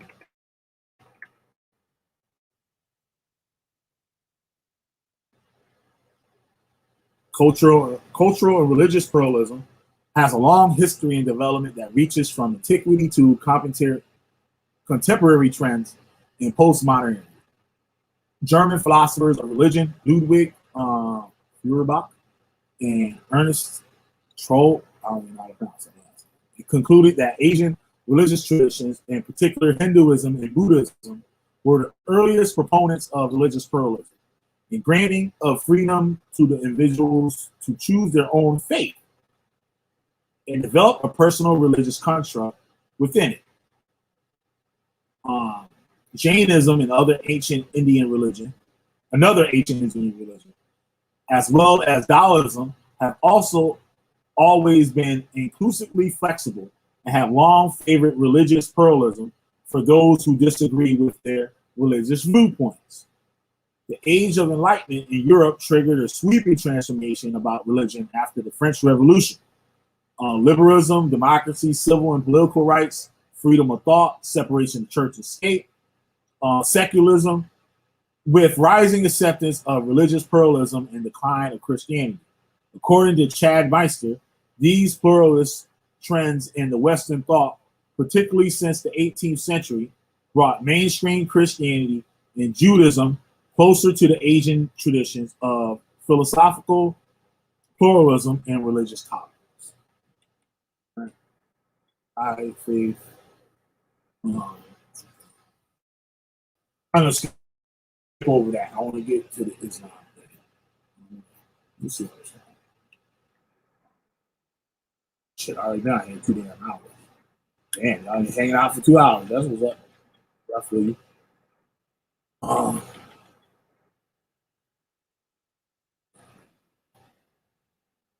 This is Islam and Christianity and Hinduism. Y'all can just look at the shit up on your own. I ain't reading all this goddamn shit. All right. Christianity. Some Christians have argued that religious pluralism is an invalid or self-contradictory concept. Now, I got that. I might have the video for that. Right? Maximal forms of religious pluralism claim that all religions are equally true, and that one religion can be true for some and others, and another for others. Most Christians hold this idea to be logically impossible from the principle of contradiction. The two largest Christian branches, the Catholic Church and the Orthodox Church, both claim to be the one true church, and that outside the true church, there is no salvation. Protestantism, however, which has many different denominations, has no consistent doctrine in this regard and has a variety of different positions regarding the religious pluralism. Other Christians have held that there can be truth, value, and salvic value. Let me see.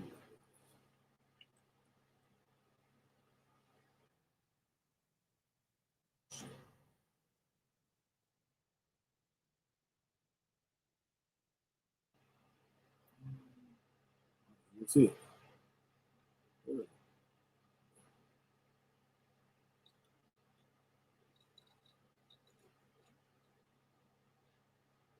All right, I lost my place. Oh, yeah.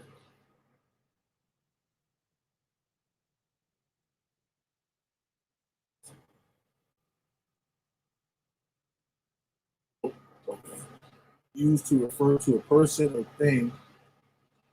No, that's not it. Why give me a different definition for something else? That's crazy. The hell with it. Y'all figure that out on your own if y'all. I didn't know I was out here 2 hours. John Macquarie, described in the Handbook of Elegiacan Theologians as unquestionably Angelicanism, most distinguished systematic theologians in the second half of the 20th century, wrote that there should be an end to proselytizing, but that equally there should be no secretism of the kind typified by the Baha'i movement. in discussing 9 founders of the major faith tradition: Moses, Zoroaster, Lao Tzu, Buddha, Confucius, Socrates, Krishna, Jesus, and Muhammad, which he called mediators between the human and the divine. Bukhari wrote that I do not deny for a moment that the truth of God has reached others through other channels. Indeed, I hope and pray that it has. But while I have a special attachment to one mediator, I have respect for them all. Church of Jesus Christ of Latter-day Saints also teaches a form of religious pluralism, that there is at least some truth in almost all religions and philosophy.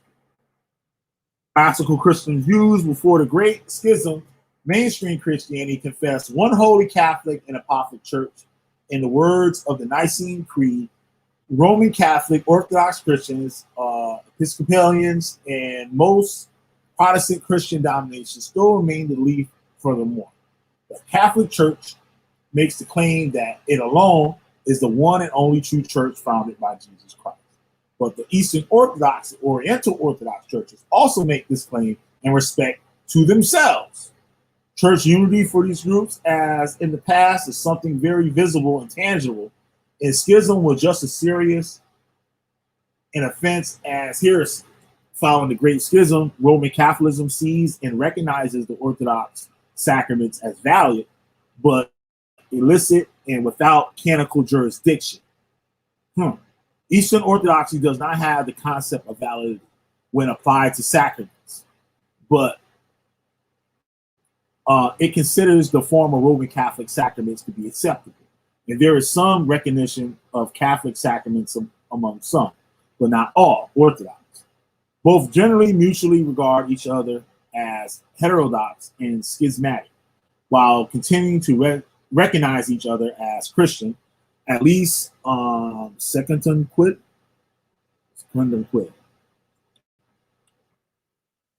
Modern Christian view. Some of the Protestants hold that only believers who believe in a certain fundamental doctrines know the true pathway to salvation.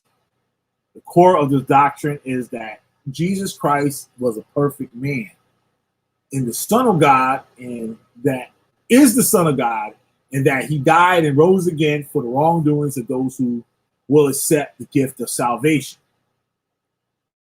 They continue to believe in one church, an invisible church, which encompasses different types of Christians in different sects and denominations.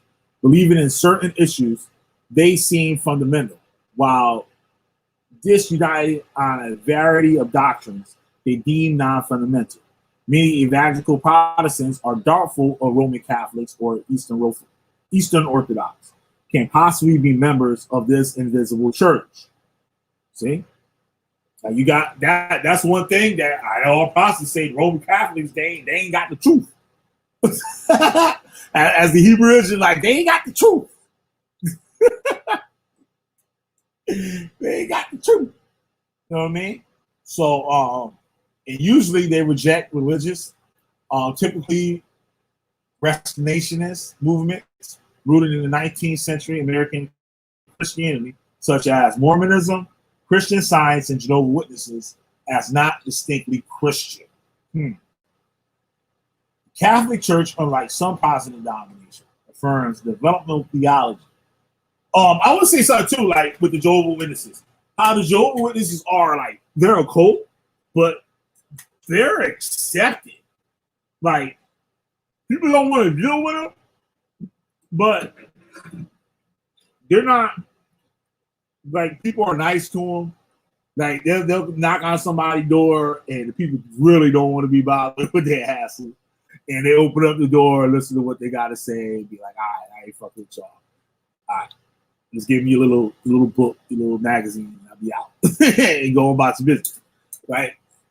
So some of these, I'm going on the subject of quotes. I don't really want to talk about quotes. I'm going to talk about a little bit, but not that much and stuff. I'll just leave that Jehovah's Witness thing alone. Catholic Church, unlike some Protestant denominations, affirms developmental theology, understood to mean that the Holy Spirit, in and through the evolving and often confused circumstances of concrete history, is gradually bringing the church to an ever more mature understanding of the deposit of faith, the saving truths entrusted by Jesus Christ to the apostles. These, as such, cannot be changed or added.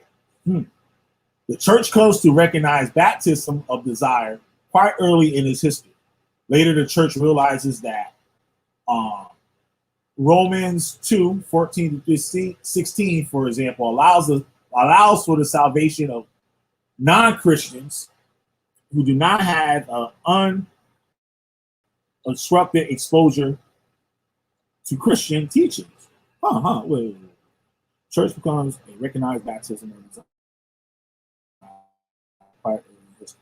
Later, the church realizes that Romans 2:14-16, for example, allows for the salvation of non-Christians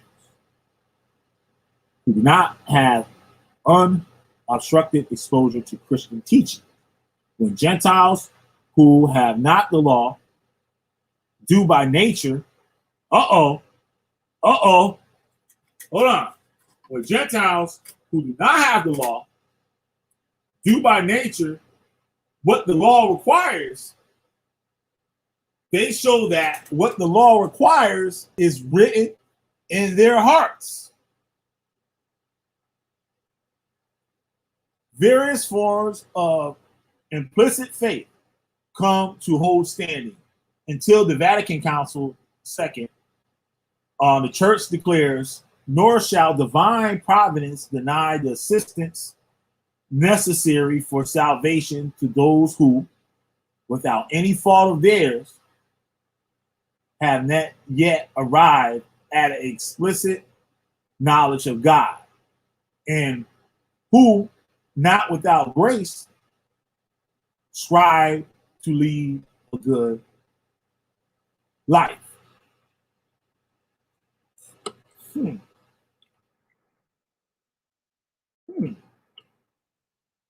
Vatican Council II is the Declaration Nostra Aetate, addresses the non-Christian religions with respect and appreciation, affirming the goodness found in them. Since Vatican Council II, Catholic dialogists in particular are working out the implications of John Paul's second statement, a Redemptor Hominis number 6, that Christians should recognize the Holy Spirit operating outside the visible confines of the mystical body of Christ.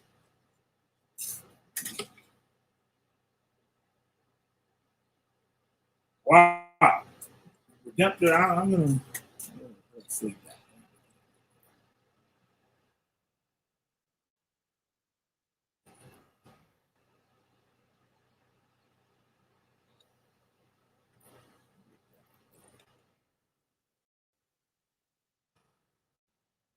Among these dialogists, Robert Maglio,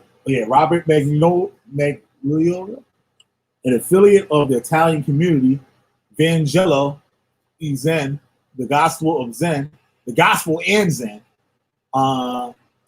Cio in Milano, Italy, who taught in predominantly Buddhist cultures for years and practiced Buddhist Catholic dialogue there and in the West, and who was widely published in the dialogue, argues the following. In my face edition. Yo, I used a razor for the first time, 20-something years, and my face is on fire. I ain't cut all beer off or something. Damn, that thing killing me. Rubbing and scratching my face.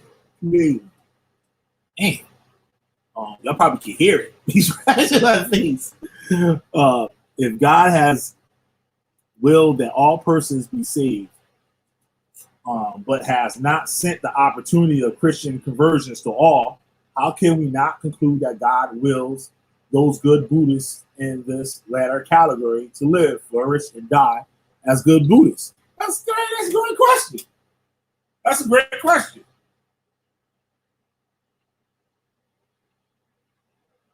That God, in his providence, at least for now, wants Buddhism to be the setting of millions of good and noble people in the world. This doesn't mean that Catholics should not witness to the Catholic faith or even on the proper occasion in a courteous way, consider it their duty to preach Catholicism to Buddhists or to teach it mightily. But it does mean that Catholics will do well to remember that God alone sends the grace of conversion when and to whom he wills. Could that be saying that, you know, you got the teachings of Christ, that's for you, you good with that, it working for you, but we didn't reach these people over here yet. You know what I mean? They haven't been sent that grace of conversion when and to whom he wills. So what about the people that never even heard about the Bible? What about these Native Americans? So all the Native Americans that have died before the white man got there and showed them the Bible, are they all of them going to hell? All of them gonna get burned up in the lake of fire? Oh well, you missed the boat, nigga. You should have held out a little longer on the earth. You got Christ. What about that?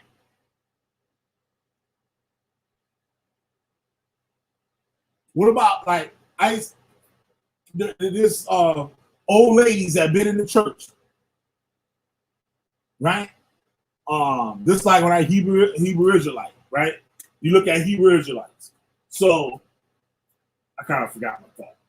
But I was talking about like old ladies that let's say, I mixed that up. I said this before, but I said it differently. I forgot my thought. I put it together. Damn, that's deep though. I'm gonna start looking into some of these Catholic writings. Hinduism is naturally pluralistic.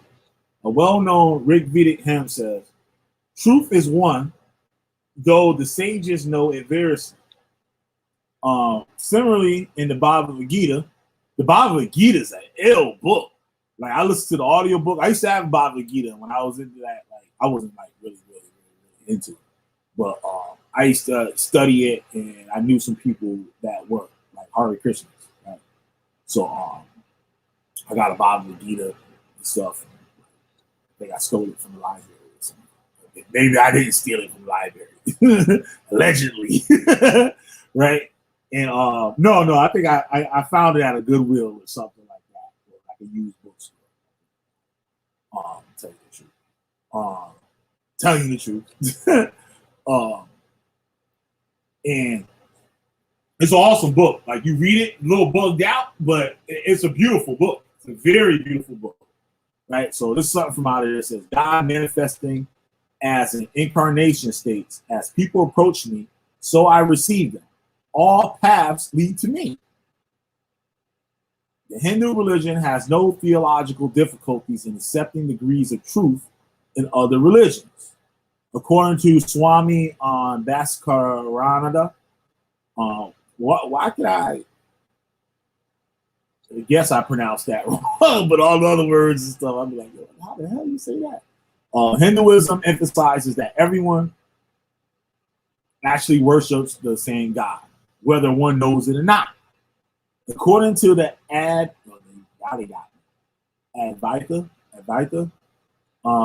Vedanta philosophy, which is a major part of Hinduism, the Atma, which is the soul, is not different from the Paramatma. That means even though God is depicted in multiple forms, the ultimate is singular, and all human beings possess a fragment of that ultimatum, which we call God. Body of somebody. Pluralism is clearly shown in the Advaita philosophy. I think I'm pronouncing it. This is a very important aspect of understanding Hinduism. Now, this is the part I want to get to. Some claim that religious pluralism is controversial in Islam. Islamic civilizations has been characterized as one of the most religiously pluralist. Who would have thought? The primary source of this guide is Islam, namely Quran and Hadith, promote the fundamental right to precise an individual's beliefs, even though it may be a false belief. See? The acceptability of religious pluralism within Islam remains a topic of active debate. However, the vast majority of Islamic scholars and historical evidences reveal Islam's commitment to no coercion in religion, supporting pluralism. Ahmad Kazem Zadeh, a pluralist orientalist, argued that cultural absolutism of ours is, of course, today under heavy pressure, a double pressure of defining the semi-bankrupt imperialism and surprisingly strong counter-assertive challenge that challenged the mentality of Muslims to have pluralist identity. Then he highlights the policy method of Islam messenger and its early Islamic civilization towards other religions. And so, now this is the good part that I want to get to. A lot of this brings out some stuff I never knew.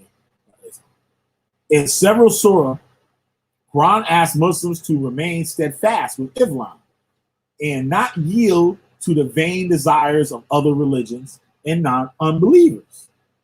These verses have been interpreted to imply pluralism in religions.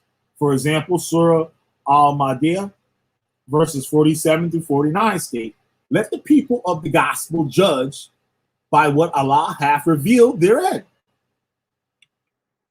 If any of you fail to judge by the light of what Allah has revealed, they are no better than those who rebel. If any of you fail to judge by the light of what Allah has revealed, they are no better than those who rebel. To thee, we send the scripture in truth, confirming scripture that came before it, guarding it in safety. So judge between them and what Allah has revealed, and follow not their vain desires, diverging from the truth that have come to thee. To each among you have we prescribed a law in an open way. If Allah had so willed, he would have made you a single people. But his plan is to test you in what he has given you. So strive as in a race in all virtues. The goal of you all is to Allah. That is, he will show you the truth of the matters in which you dispute.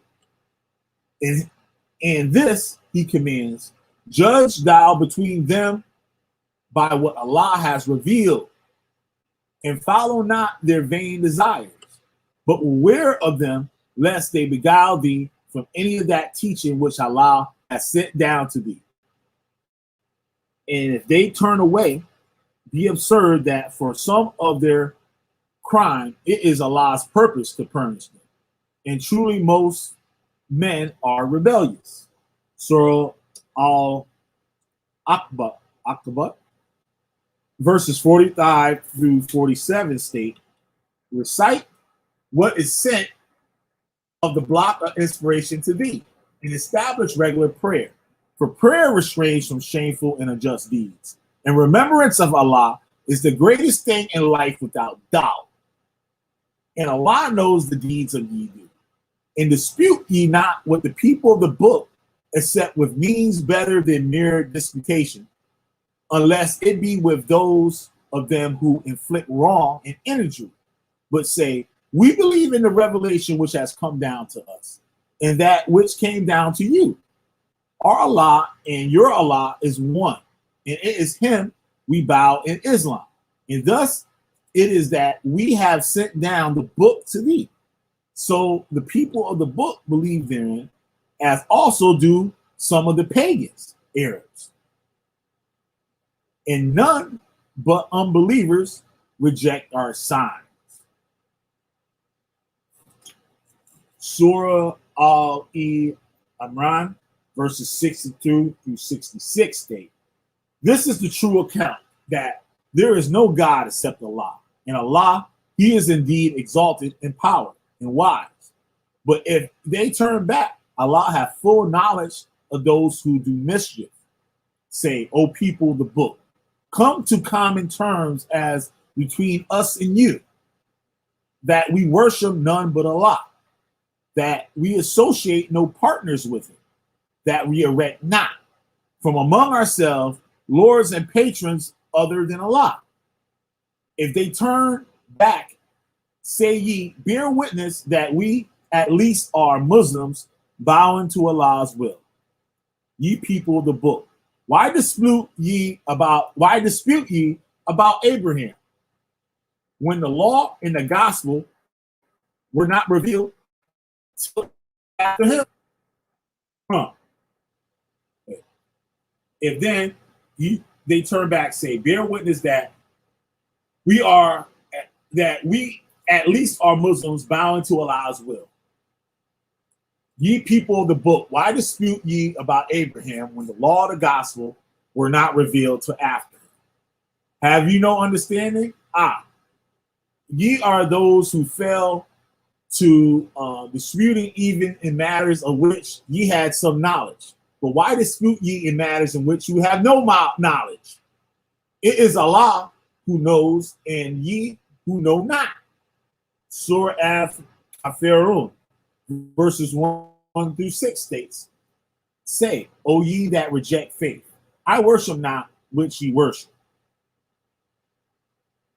nor will ye worship which I worship, and I will not worship which ye have been wont to worship, nor will ye worship which I worship.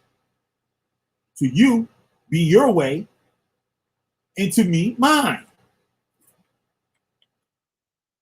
Several verses of the Quran state that Islam rejects religious pluralism. For example, Surah Al-Tawah, verse 1 through 5, seeks to command the Muslim to slay the pagans, with verses 9.5 called the sword verse. Let's take a look at this. Let's see if anybody in the chat.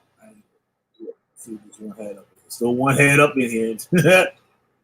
Whoever watching, y'all still hear me? That's something I didn't talk to myself. Declaration of immunity from Allah and His messenger to those of the pagans with whom ye had contracted mutual alliances. Go ye then for 4 months backwards and forward as ye will throughout the land, but know ye that ye cannot frustrate Allah by your falsehood, but that Allah will cover with shame those who reject Him. An announcement from Allah and His messenger to the people assembled on the day of the great pilgrimage, that Allah and His messenger dissolve obligations with the pagans. If then ye repent, it were best for you. But if you turn away, know that ye cannot frustrate Allah, and proclaim a grievous penalty to those who reject faith. But when the forbidden months are past, then fight and slay the pagans. But when the forbidden months are past, then fight and slay the pagans wherever ye find them. Seize them, beleaguer them, and lie in wait for them in every stratagem of war.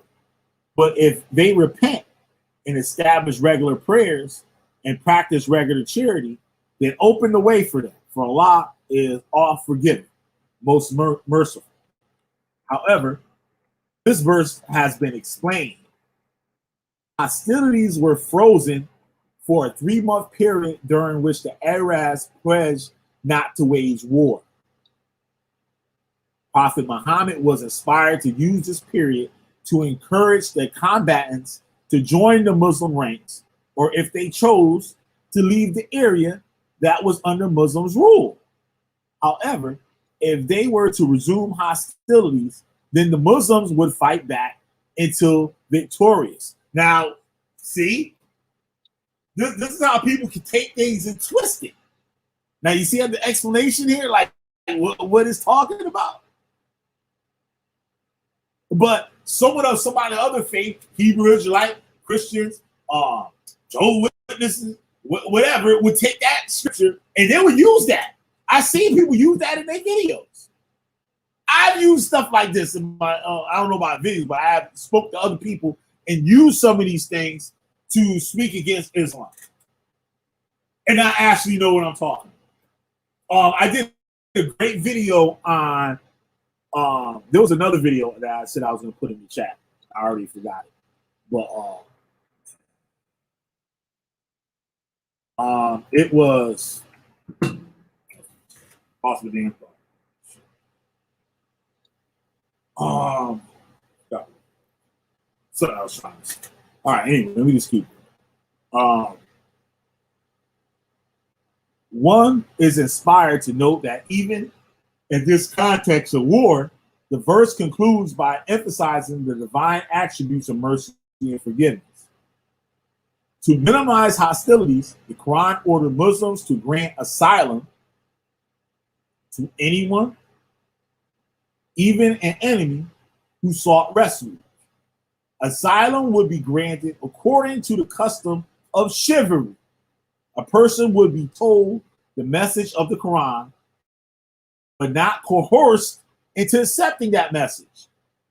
Thereafter, he or she will be escorted to safety, regardless of his or her religion.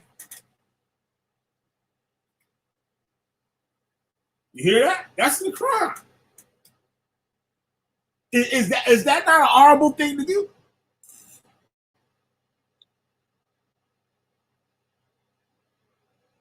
You Hebrew Israelites, if your car break down and a Muslim pull over on the side of the road to help you, you're gonna tell him to hell with himself.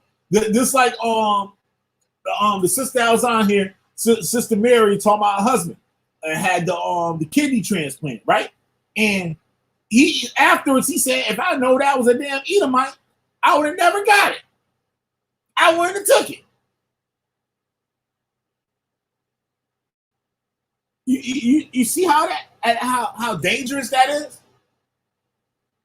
Not only for the person himself, but for other people. And what it leads to. What it leads to. That's why you got these terrorist groups that are no different than the Hebrew Israelites. I'll call the Hebrew Israelites terrorist groups, straight up. Straight up, they're a terrorist group. And their versions of the Bible is the same thing. They like these ISIS people, these Al Qaeda people are read their Quran. This ain't no different. Look, and speak. Oh, this is a great example right here. This is a great example. Hebrew Israelites, right? When the Hebrew Israelites first came about, who were they taught by? They were taught by the white Jews. Rabbi Wentworth was taught by the white Jews, right? And now they wanted to push the envelope of the religion. They was like, all right, y'all cool and everything, but we can't make you rabbi. So what happened? He got butthurt, and he went and made his own rabbinical thing. And guess what? The Jews still accepted them. The Jews still accept. The Jews helped fund their synagogues in the beginning. They was giving them money. They was giving them money. And what they turned around and did, called the Jews devils. Turn around and call, when they got on their feet, what they did, they turned their backs on them and called them devils.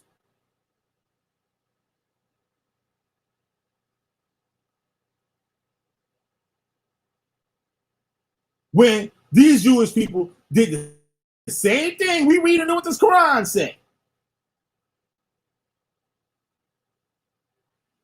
Bernard Lewis presents some of his conclusions about Islamic culture, Sharia, jihad, and modern-day phenomenon of terrorism in his text, Islam, the religion of the people and the people. He writes of jihad as a distinct religious obligation, but suggests that it is a pity that people engaging in terrorist activities are not more aware of their own religion. It's a shame. Muslim fighters are commanded not to kill women, children, or the aged unless they attack first, not to torture or otherwise ill-treat prisoners, to give fair warning of the openings of hostilities or their resumption after a truce, and to honor agreements.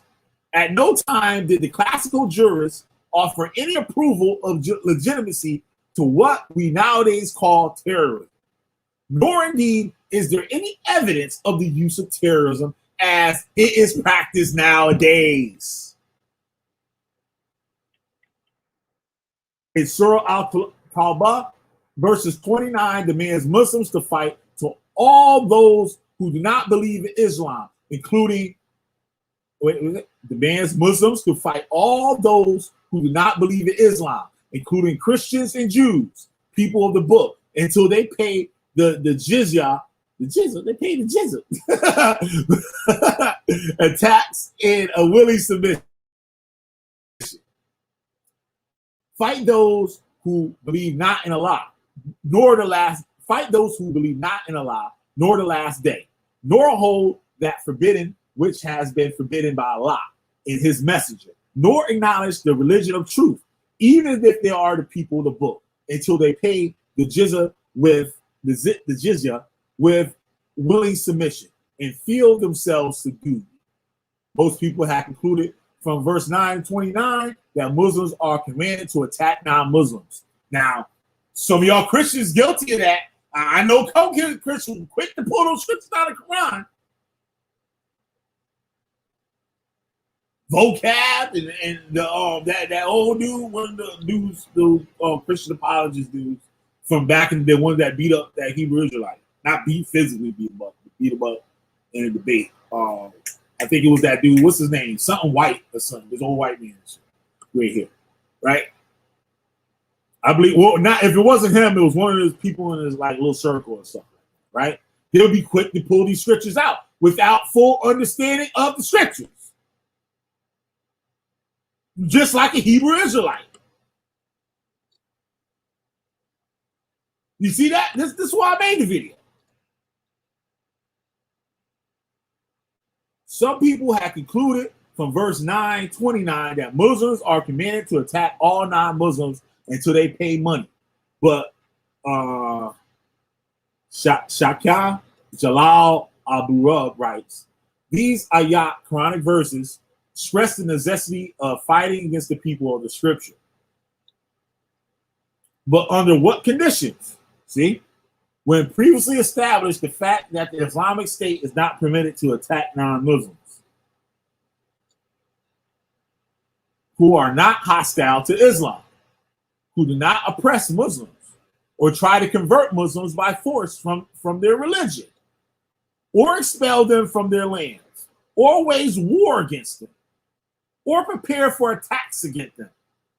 If any of these offenses occurs, however, Muslims are permitted to defend themselves and protect their religion. Now, there's a lot of the things that they allow that not permitted to attack non-Muslims, right, who are not hostile to Islam. All right. So if you're not oppressing Muslims, if you're not trying to convert Muslims by force from their religion, or try to expel them from their land, or wage war against them, or prepare for attacks against them. If any of these offenses occurs, however, Muslims are permitted to defend themselves and protect their religion. Muslims are not permitted to attack Muslims who sign peace pacts with them, or non-Muslims who live under the protection of an Islamic State. Y'all hear that?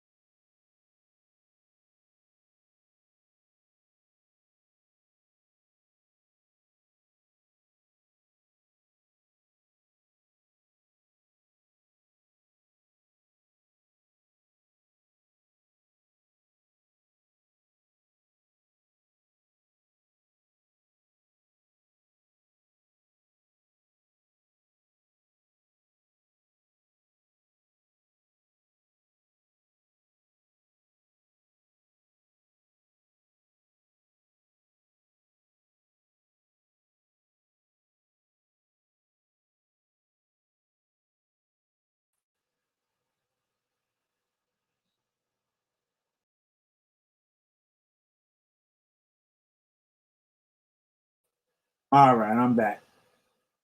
Fucking goddamn 2.5 hours of talking to myself. All right, look. Let me back it up. I read. Okay. I believe I left off on Rumi, things that Rumi said. Rumi says, I looked for God. I went to the temple and didn't find him there. Then I went to the church and didn't find him there. Then I went to the mosque and didn't find him there. And I didn't find him there. And then finally I looked in my heart and there he was. Rumi also says, how many paths are there to God? There are many paths to God as there are souls on the earth. Rumi also says, a true lover doesn't follow any one religion. Be sure of that. Since in the religion of love, there is no irreverence of faith or faith. When in love, body, mind, heart, and soul don't even exist. Become this. Fall in love, and you will not be separated again.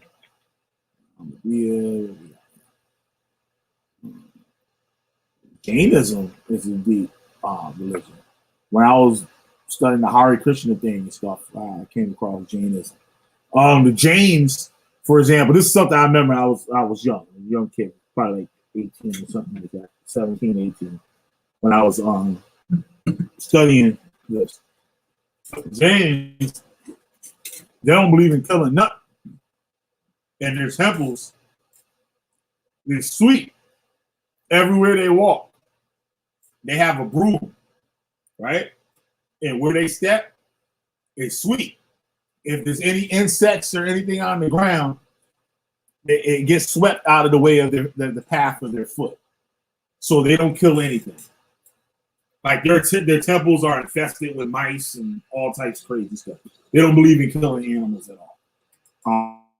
I should look at try to up a video real quick on that. I'm gonna find a video on that. You guys can check that out.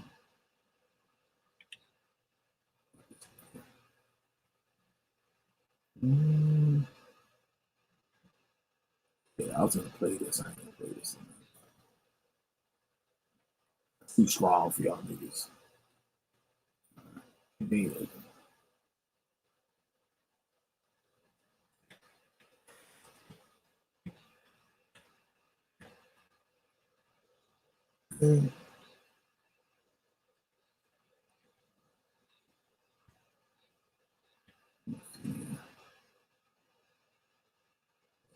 Do something short on it.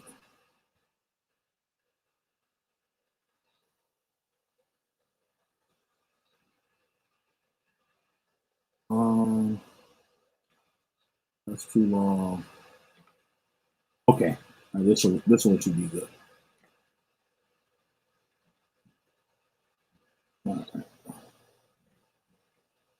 There's three types of men out there.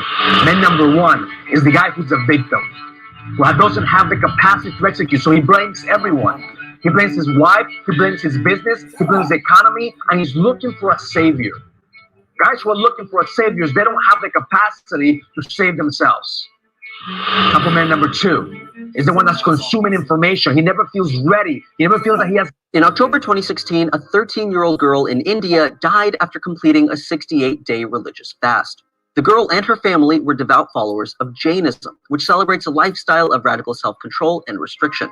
This time, it went too far, but it made us want to know, what exactly is Jainism? That's a good time. We were just talking about that tonight. Said child died with 68-day fast.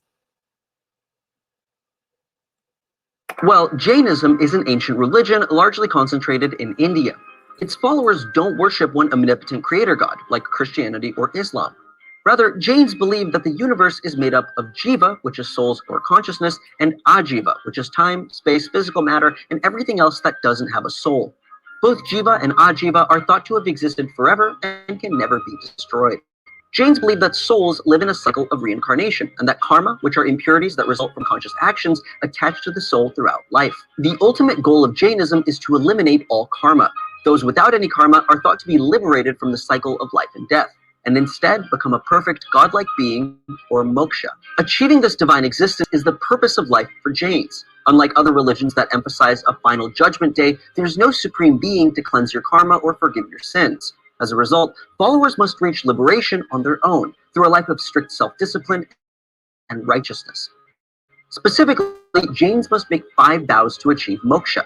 They must not steal or lie, must not be swayed by their sexual desires, must not be emotionally attached to their possessions or anything in the physical world, and they must not intentionally harm another soul. The word Jain actually derives from the Sanskrit word for conqueror.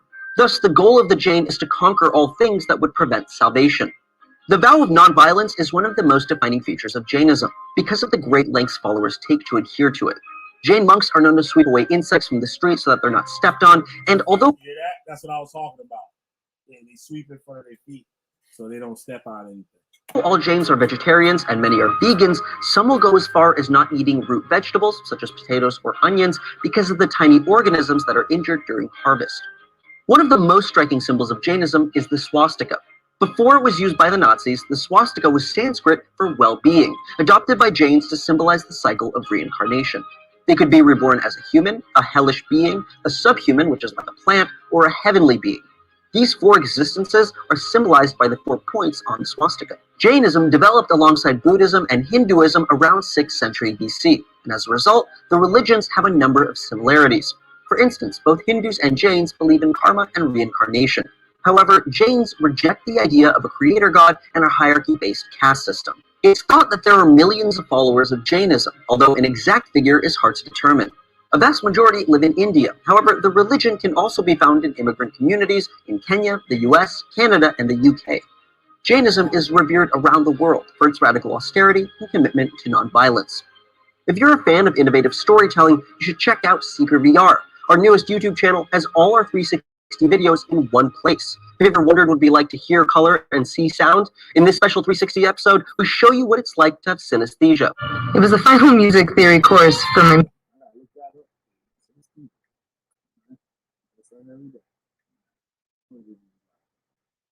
Got 2 people up in here now after goddamn near 3 damn hours.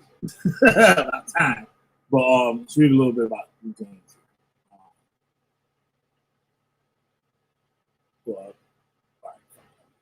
The principle of relative pluralism is one of the basic principles of Jainism. In this view, the truth or the reality is perceived differently from different points of view. In no single point of view is the complete truth. Jain doctrine states that an object is infinite, has infinite modes of existence and qualities, and they cannot be completely perceived in all of its aspects and manifestations due to inherent limitations of the humans. Only the Kevlins, the omniscient beings, can comprehend the object in all of its aspects and manifestations. And all others are capable of knowing only a part of it. Consequently, no one view can claim or represent the absolute truth, only relative truth.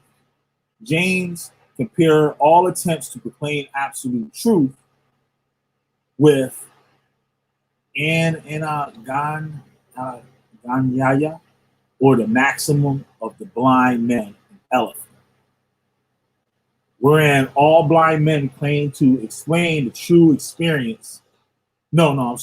Wherein all the blind men proclaim to explain the true appearance of the elephant, but could not partly succeed due to their narrow perspective. For Jains, the problem with the blind men is not that they claim to explain the true appearance of the elephant. The problem is doing so to the exclusion of all other claims. Since absolute truth is many-sided, embracing any truth to the exclusion of others is to commit the error of ekanta, one-sidedness. Since absolute truth is many-sided, embracing any truth, the exclusion of others is to commit the error of one-sidedness. Openness to the truth to others is one way in which Jainism embodies religious pluralism. Sikhism. This should be interesting. The Sikh gurus have propagated the message of many paths, leading to the one God and ultimate salvation for all souls who treading on the path of righteousness. They have supported supported the view that proponents of all faiths, by doing good and virtuous deeds and by remembering the Lord, can certainly achieve salvation. Sikhs are told to accept all leading faiths as possible vehicles for attaining spiritual enlightenment, provided the faithful study, ponder, and practice the teachings of their prophets and leaders. Sikhism had many interactions with Sufism as well as Hinduism, influenced them and was influenced by them. The Sri Guru Granth Sahib, the holy book of Sikh, says, "Do not say that the Vedas, the Bible, and the Quran are false. Those who do not contemplate them are false." As well as some call the Lord Ram Ram and some Khuda. Some serve him as Gusain, others as Allah. He is the cause of causes and generous. He showers his grace and mercy upon us. Some pilgrims bathe at sacred shrines. Others go on Hajj to Mecca. Some do devotional worship, whilst others bow their heads in prayer. Some read the Vedas and some the Quran. Some wear blue robes, some wear white. Some call themselves Muslim. Some call themselves Hindu. Some yearn from paradise, others long for heaven. Says Nanak, one who realizes the hukam of God's will knows the secrets of his Lord Master. One who recognizes that all spiritual paths leads to the one shall be emancipated. One who speaks lies shall fall into hell and burn. In all the world, the most blessed and sanctified are those who remain absorbed in truth. Absorbed in truth. The seconds, minutes, and hours, days, weeks, and months, and various seasons originated from one sun, or Nanak. In just the same way, the many forms originate from the Creator. The Guru Granth Sahib also says that Bhagat, Namdev, Bhagat, Kabir, who were both believed to be Hindus, both attained salvation through they were born through Sikhism, took root, and were clearly not Sikhs. That highlights and reinforces the Guru saying that people of other faiths can join with God as true, and also at the same time signify that Sikhism is not the exclusive path for liberation. Additionally, the Guru says, first Allah created the light, then by his creative power, he made all mortal beings. From one light, the entire universe welled up. So who is good and who is bad? Again, the Guru provides this verse. Namdev, the printer, and Kabir, the weaver, obtain salvation through the perfect Guru. Those who know God and recognize his word lose their ego and class consciousness. Most of the 15 Sikh Bhagats who were mentioned in their holy book were non-Sikhs and belonged to Hindu and Muslim faith, which were the most prevalent religions in the world, in the region. The pluralistic dialogue of Sikhism began with the founder of Sikhism, Guru Nanak, after becoming enlightened, saying the words, "Na koi Hindu, na koi Muslim." There is no Hindu, there is no Muslim. He recognizes that religious labels have no value. And it is the deeds, woo, shit. He recognizes that religious labels have held no value. And it is the deeds of humans that will be judged in the hereafter. That we call ourselves religiously,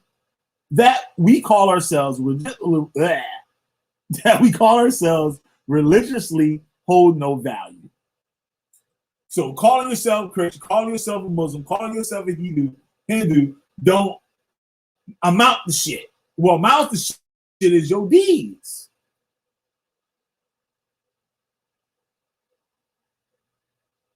What you do for the people. How you treat others. Treat others like you have them treat you. Sikhs have been considered eager exponents of interfaith dialogue and not only accept the right of others to practice their faith, but have in the past fought and laid down their lives to protect this right for others. the martyrdom of Guru Tek Bahadur, who on the pleas of pendant of the Kashmiris agreed to fight against tyrannic Mughal Empire that was forcing them to convert to Islam in order that they might gain the freedom of practice their religion, which differed from his own. Religious pluralism and human service professions.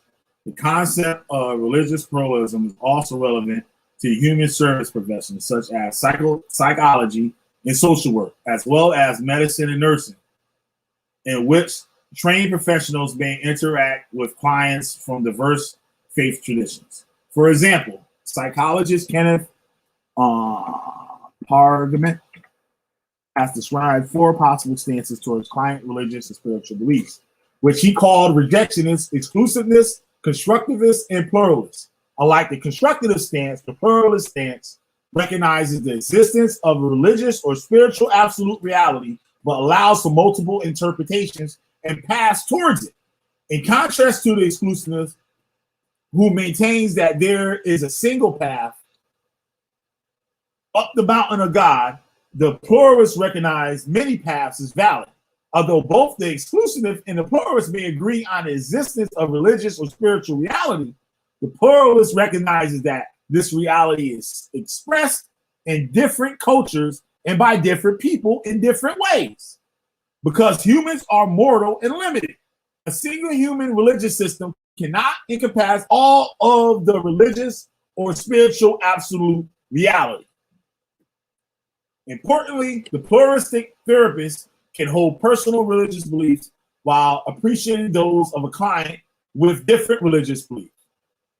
The pluralist recognizes that religious value differences can and will exist between counselors and clients without adversity affecting therapy. The stances implied by these 4 helping orientations on several key issues, such as: should religious issues be discussed in counseling? Have also been presented in tabular form. The profession of chaplaincy, a religious profession, must also deal with issues of pluralism and relevance of a pluralistic stance. For example, Friedberg argues, with growing population of immigrants and adherents to religion, not previously seen in significant numbers in North Carolina, spiritual care must take religion and diversity seriously. Utmost respect for the residential, spiritual, and religious histories and orientations is imperative. Chaplains, is that what I'm thinking? Is a chaplain, a chaplain is traditionally a cleric or a lay representative of religious tradition attached to the secular institutions such as a hospital, prison, military unit, intelligence agency, embassy, school, labor union, business, police department, fire department. All right. So I always wondered this too about a chaplain. Is a chaplain exclusively a Christian, or is he just somebody that can represent somebody in, like they said, like a military, prison, hospital? Those are things where you're usually bound to a certain certain thing. Like you in the hospital, you ain't getting up out of there. You in prison, you ain't getting up out of there no time soon. And this chaplain can help you with your religious needs, but not necessarily be of that religion that you practice. Is he like a professional pluralist? You call it? I don't know. If any of y'all know that, please leave a comment. That's something I would like to know about. That's about it. I could go on. I got some other stuff. That's about it for now. Going back to one head. That's all good. Get on up out of here. Anything else I wanted to play? Might play one more quick. I'll play this. This is funny. What's wrong? It's called "What's Wrong with Christianity." I got a kick out of this. Let me play this video.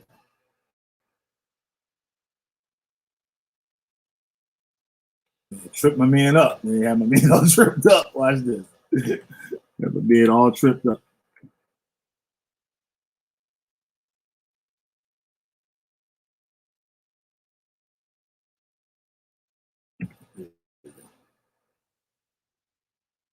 Check this out.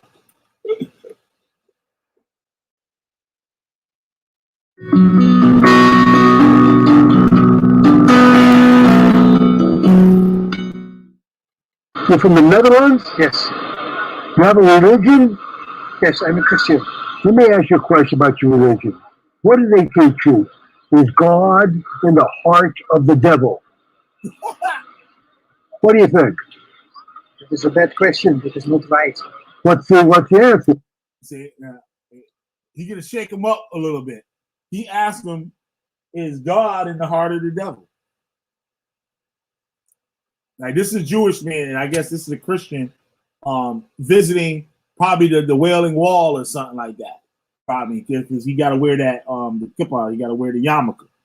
What is in the heart of those who love him?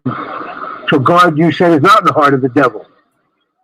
No, but the Bible says God is everywhere. Yes. So he's got to be there too. So where's God? He's certainly everywhere. He's got to be everywhere. Also, maybe very especially in the heart of people. Right, but In us. Is God everywhere? Yes, but maybe the heart has another dimension. Everywhere is everywhere. Yes, everywhere. So here's the real problem. He got him. The Bible said maybe a different dimension. He said, "Yo, but everywhere is everywhere." says God is infinite, which is everywhere. Now, they told you a story about a Jewish man who was crucified 2,000 years ago. You heard that story. I believe in it. They buried him. And they went to the grave on the 4th day, the 5th day. Was he in the grave? He was buried, and In the 10th day, was he in the grave? oh, not anymore. No, he went to heaven. Yes, Not in the grave. sure. Then he's not everywhere. Don't worship him.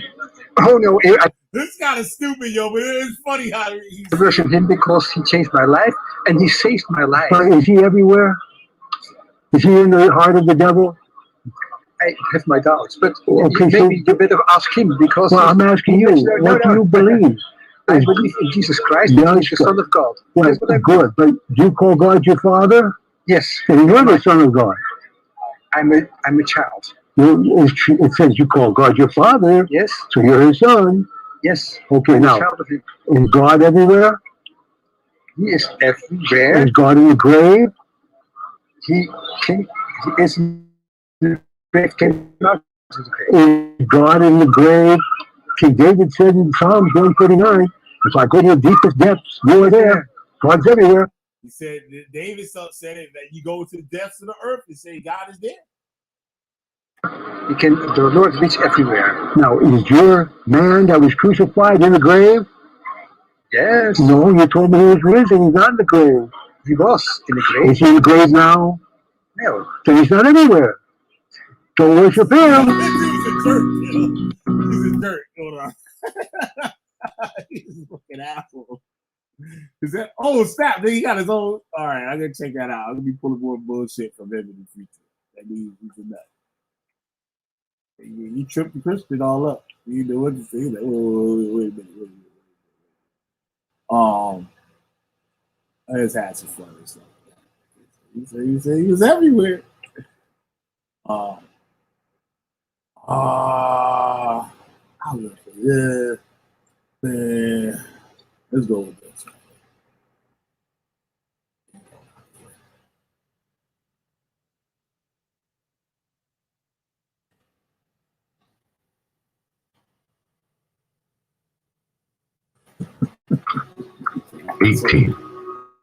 The religious beliefs of others.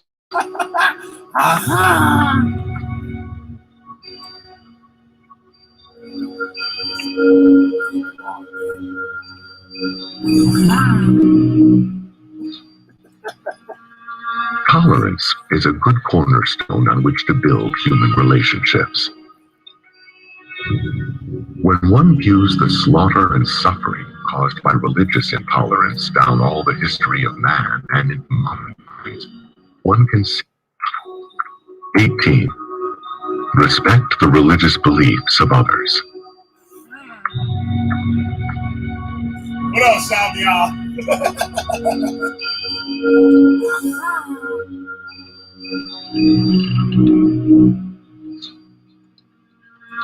Tolerance is a good cornerstone on which to build human relationships. When one views the slaughter and suffering caused by religious intolerance down all the history of man and into modern times, one can see that intolerance is a very non-survival activity. Religious tolerance does not mean one cannot express his own beliefs. It does mean that seeking to undermine or attack the religious faith and beliefs of another has always been a short road to trouble. Philosophers since the times of ancient Greece have disputed with one another about the nature of God, man, and the universe. The opinions of authorities ebb and flow. Just now, the philosophies of mechanism and materialism, dating as far back as ancient Egypt and Greece, are the fad. They seek to assert that all is matter, and overlook that, neat as their explanations of evolution may be, they still do not rule out additional factors that might be at work, that might be merely using such things as evolution. They are today the official philosophies, and are even taught in schools. They have their own zealots, who attack the beliefs and religions of others.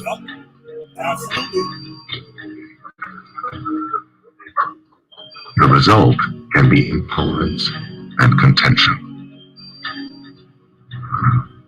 If all the brightest minds since the 5th century BC or before have never been able to agree on the subject of religion or anti-religion, it is an arena of combat between people that one would do well to stay out of.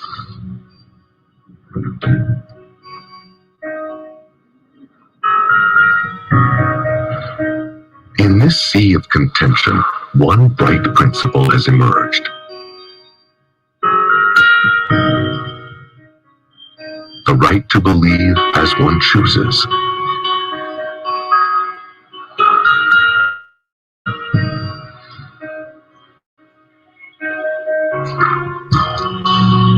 Faith and belief do not necessarily surrender to logic. They cannot even be declared to be illogical. They can be things quite apart. Any advice one might give another on this subject is safest when it simply asserts the right to believe as one chooses. One is at liberty to hold up his own beliefs for acceptance. One is at risk when he seeks to assault the beliefs of others, much more so when he attacks and seeks to harm them because of their religious convictions. Man, since the dawn of the species, has taken great consolation and joy in his religions. Even the mechanist and materialist of today sound much like the priests of old as they spread their dogma. Men without faith are a pretty sorry lot. They can even be given something to have faith in. But when they have religious beliefs, respect them.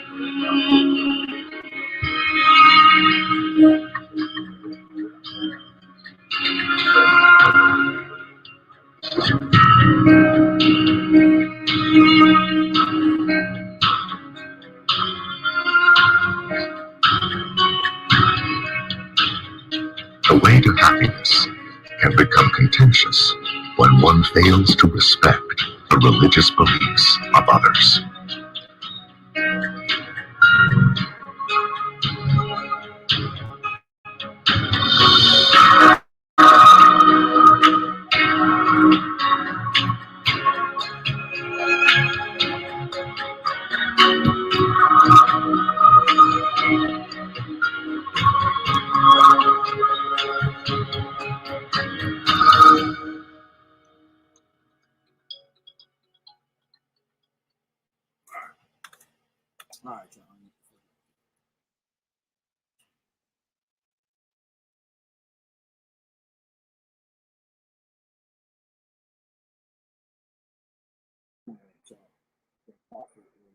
Thank that one head for hanging out with me. I don't know who that is. It might be Josh.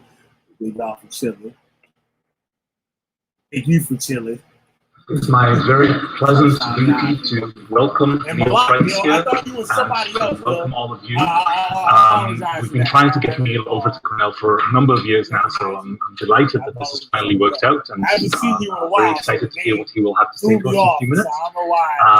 And I wanted to make sure to thank, first of all, the people who have made it possible for Neil to be here. So first of all, the University Lectures Committee, who has extended the invitation. And also, I won't read out all of the individual names, but just to give you a sense of the range of units that could be involved here, both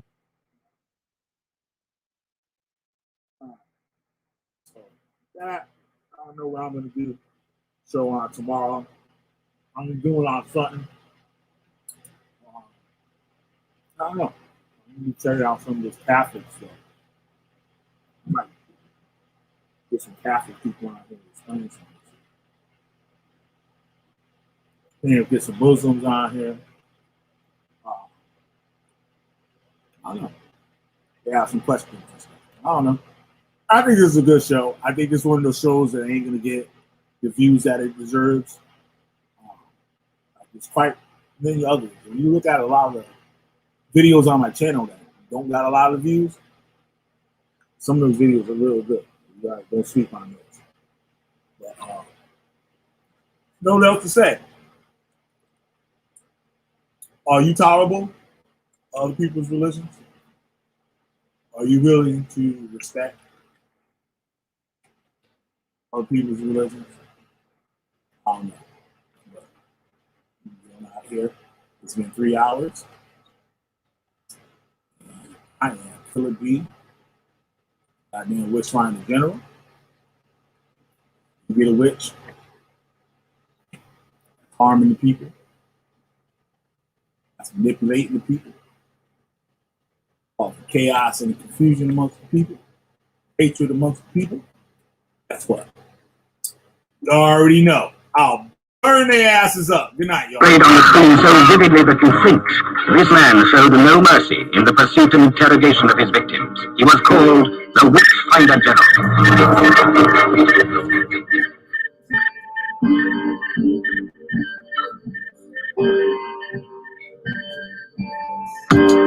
Witch finding ain't easy. Fucking trick lock. Get this one.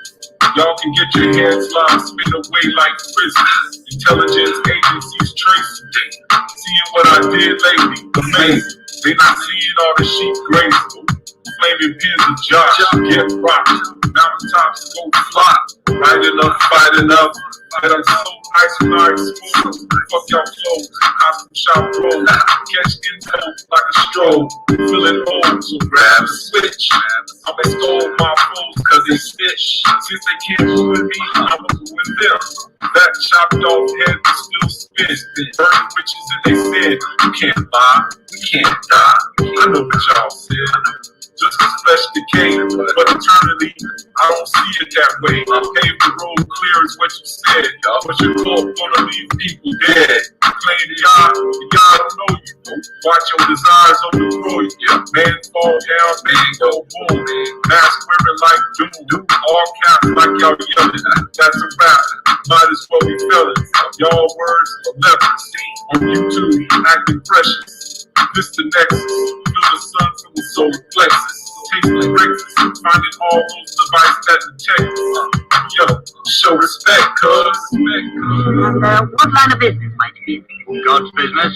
Witch finding. Witch finding. Oh, that's for that next buzz. Or some love. Watch the general pool bloods. Internet warriors caught up in dark corridors. Fiction like Mordor. Should've stayed on the floor. Y'all know no origins. Laughing orphans, even though we got royal blood coursing. No more horsing. Real life's more important. Y'all speaking curses on yourself. Claiming God and no one else. Blast you off the shelf. Burn your whole library. See you do it. Look, y'all claim and learn. Reading from the Jewish books. Y'all some cookie crooks. Lips caught up with a hook. Spooky beats drive me wild. Get stabbed, a knife over child. Old man, old style. Used to be killed out the Nile. And I did it with a smile. Fake fruits, smell vile. Rock like Hendrix at the aisle. After a while, see Egyptians on trial. Yeah, you, the one claiming proof.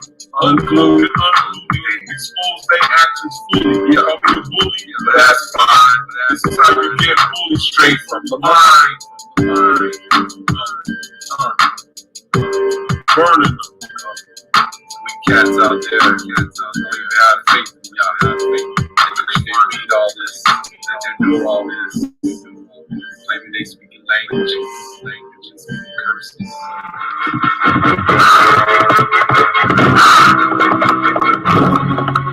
Be the first to see it. Be the first to talk about it. The Witchfinder General. Goddamn right. Fucking Witchfinder General, motherfuckers. I'm up out of this joint. Peace.